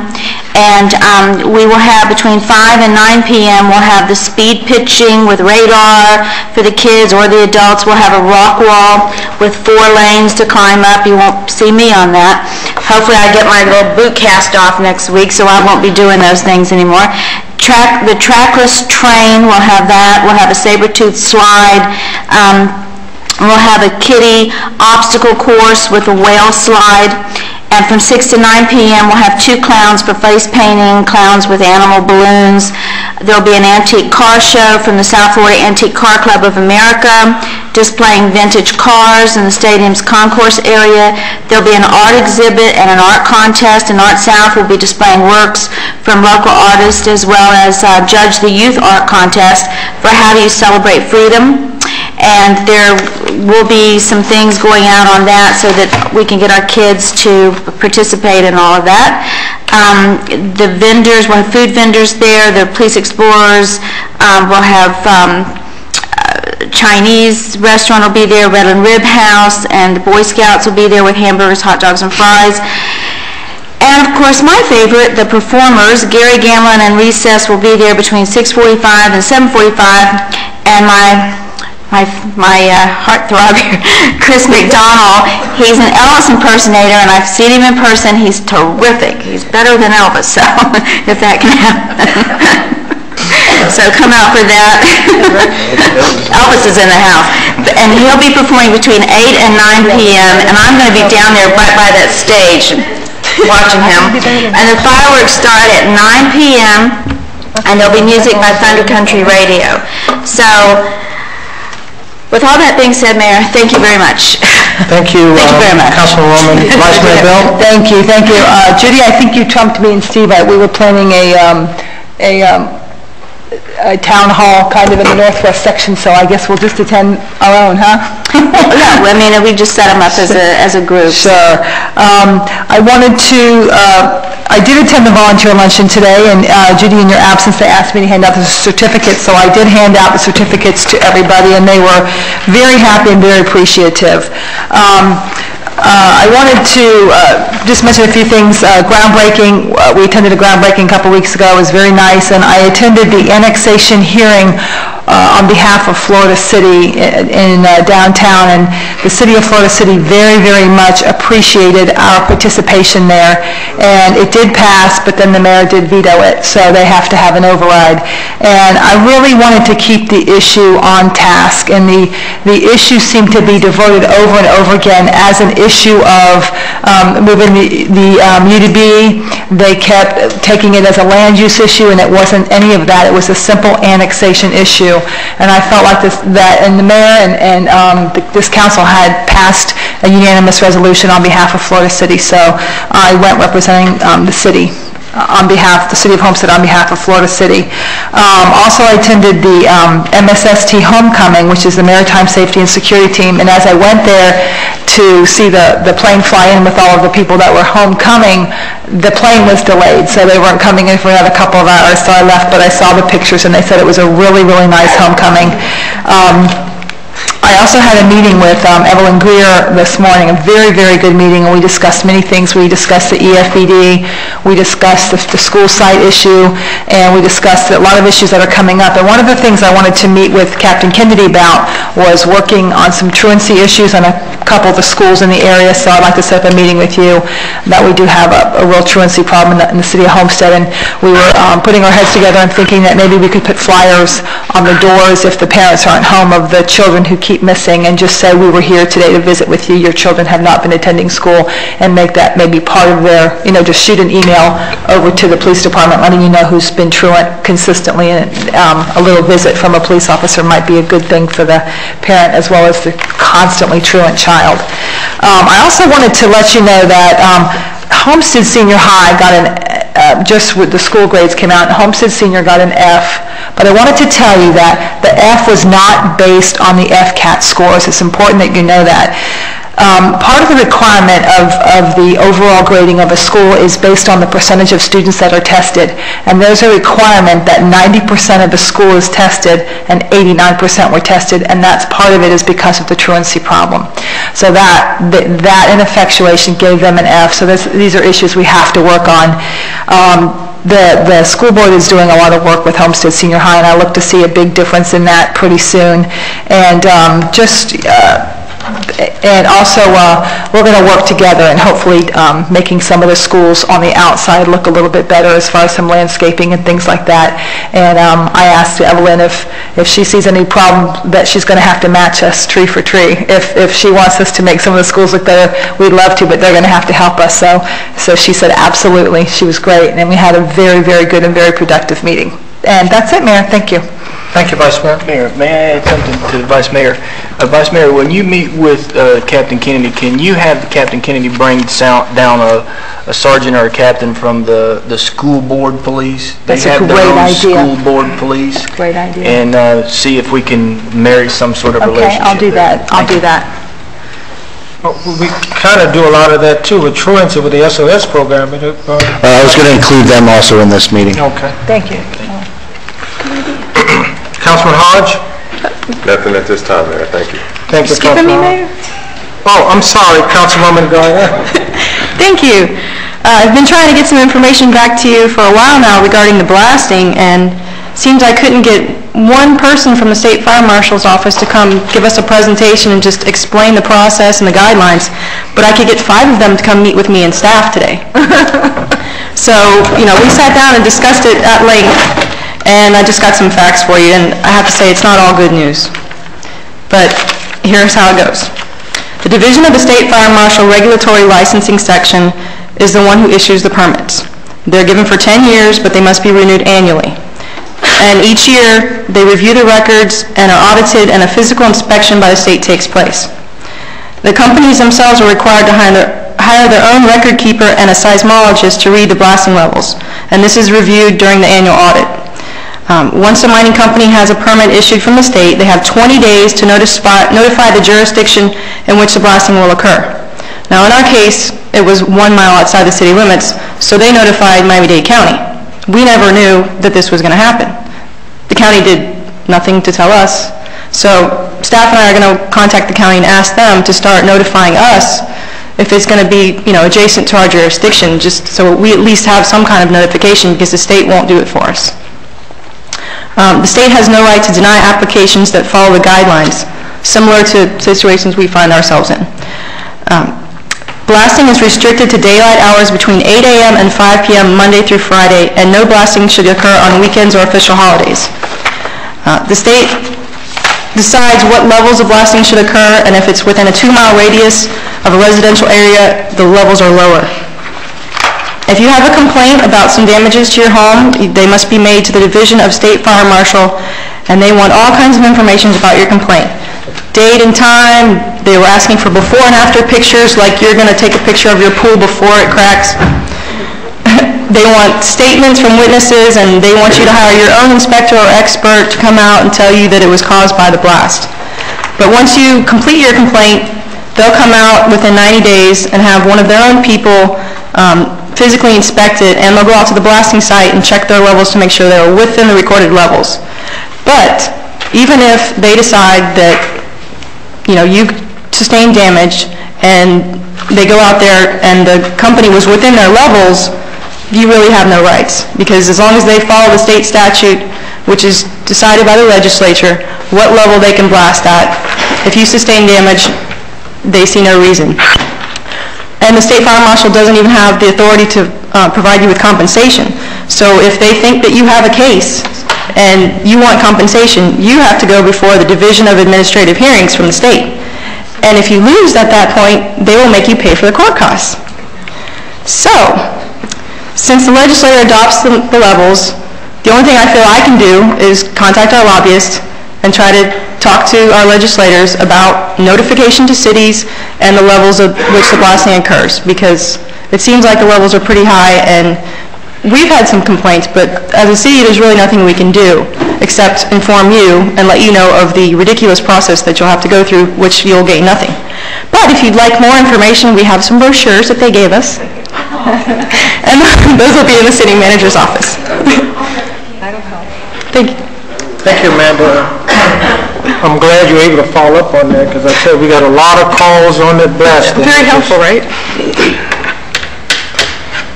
Mr. Losner? No, Mayor, in respect to the late hour, I'll defer until our next meeting. Thank you, sir. Councilman Porter? Thank you, Mayor. Just one thing, Mr. Manager. We talked once before about the disarray of the walk path in the the hospital. James Archer Smith Hospital. Please, at the next committee meeting, can we get an idea of what it would cost for us internal to improve or widen or do something to make that? Or if there's something else in the process that I'm not aware of, there are numerous complaints about that pathway and needing some work. Councilman Porter, we're already on top of that. We have our facility folks working up a cost to temporarily put a patch on it until we replace the whole walkway when we're doing our renovations at the park. So we'll bring that information back to you. Okay, well, I just wanted the council to be aware, and if there's an expenditure that we need to make that's a little bit extensive, I think we need to take a look at it. And I know you were looking into it, but I didn't hear anything. Okay, thank you. Thank you, Mayor. Thank you, Mr. Porter. Before I forget, Ms. Volker, you and Ms. Wallman, I met with Mr. Romero from FP&L this morning, and one of the major contractor that's building the new power plant out there would like to make a contribution to one of our parks in some form or fashion, whether through labor, money, what have you. So if you and Ms. Wallman could identify a project that they could have fun, have build, they need about 3 options, and just let me know, and I'll let Mr. Romero know. If we can get that done as quickly as possible, appreciate it. The Human Relations Board have 2 openings, so if anyone is interested in participating on the Homestead, Florida City Human Relations Board, please give your name and your resume to the city clerk's office. On May 31st, the Vice Mayor received a plaque from Irvin and B. Pesco Elementary School, proudly appoints Vice Mayor Linda Bell Educational Mentor. That's a very high honor, and congratulations.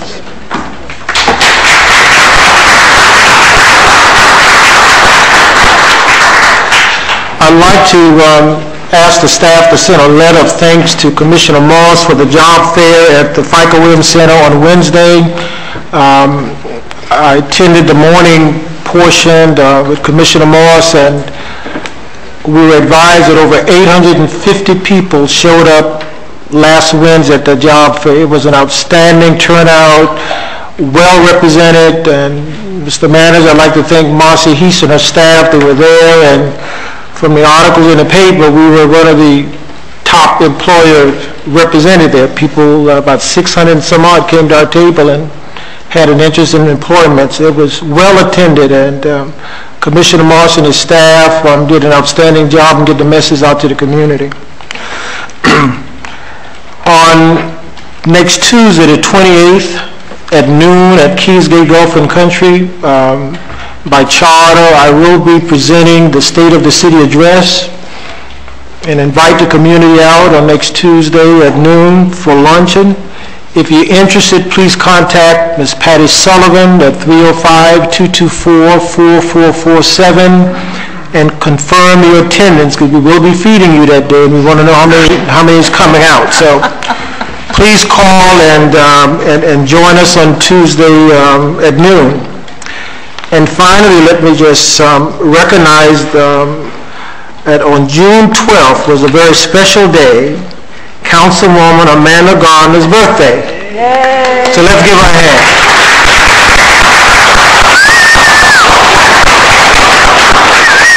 won't tell you her age, but happy birthday. Any business from the audience? Any business from the audience? Been a long evening. Thank you all very much for coming. Happy birthday. Embarrass anybody else?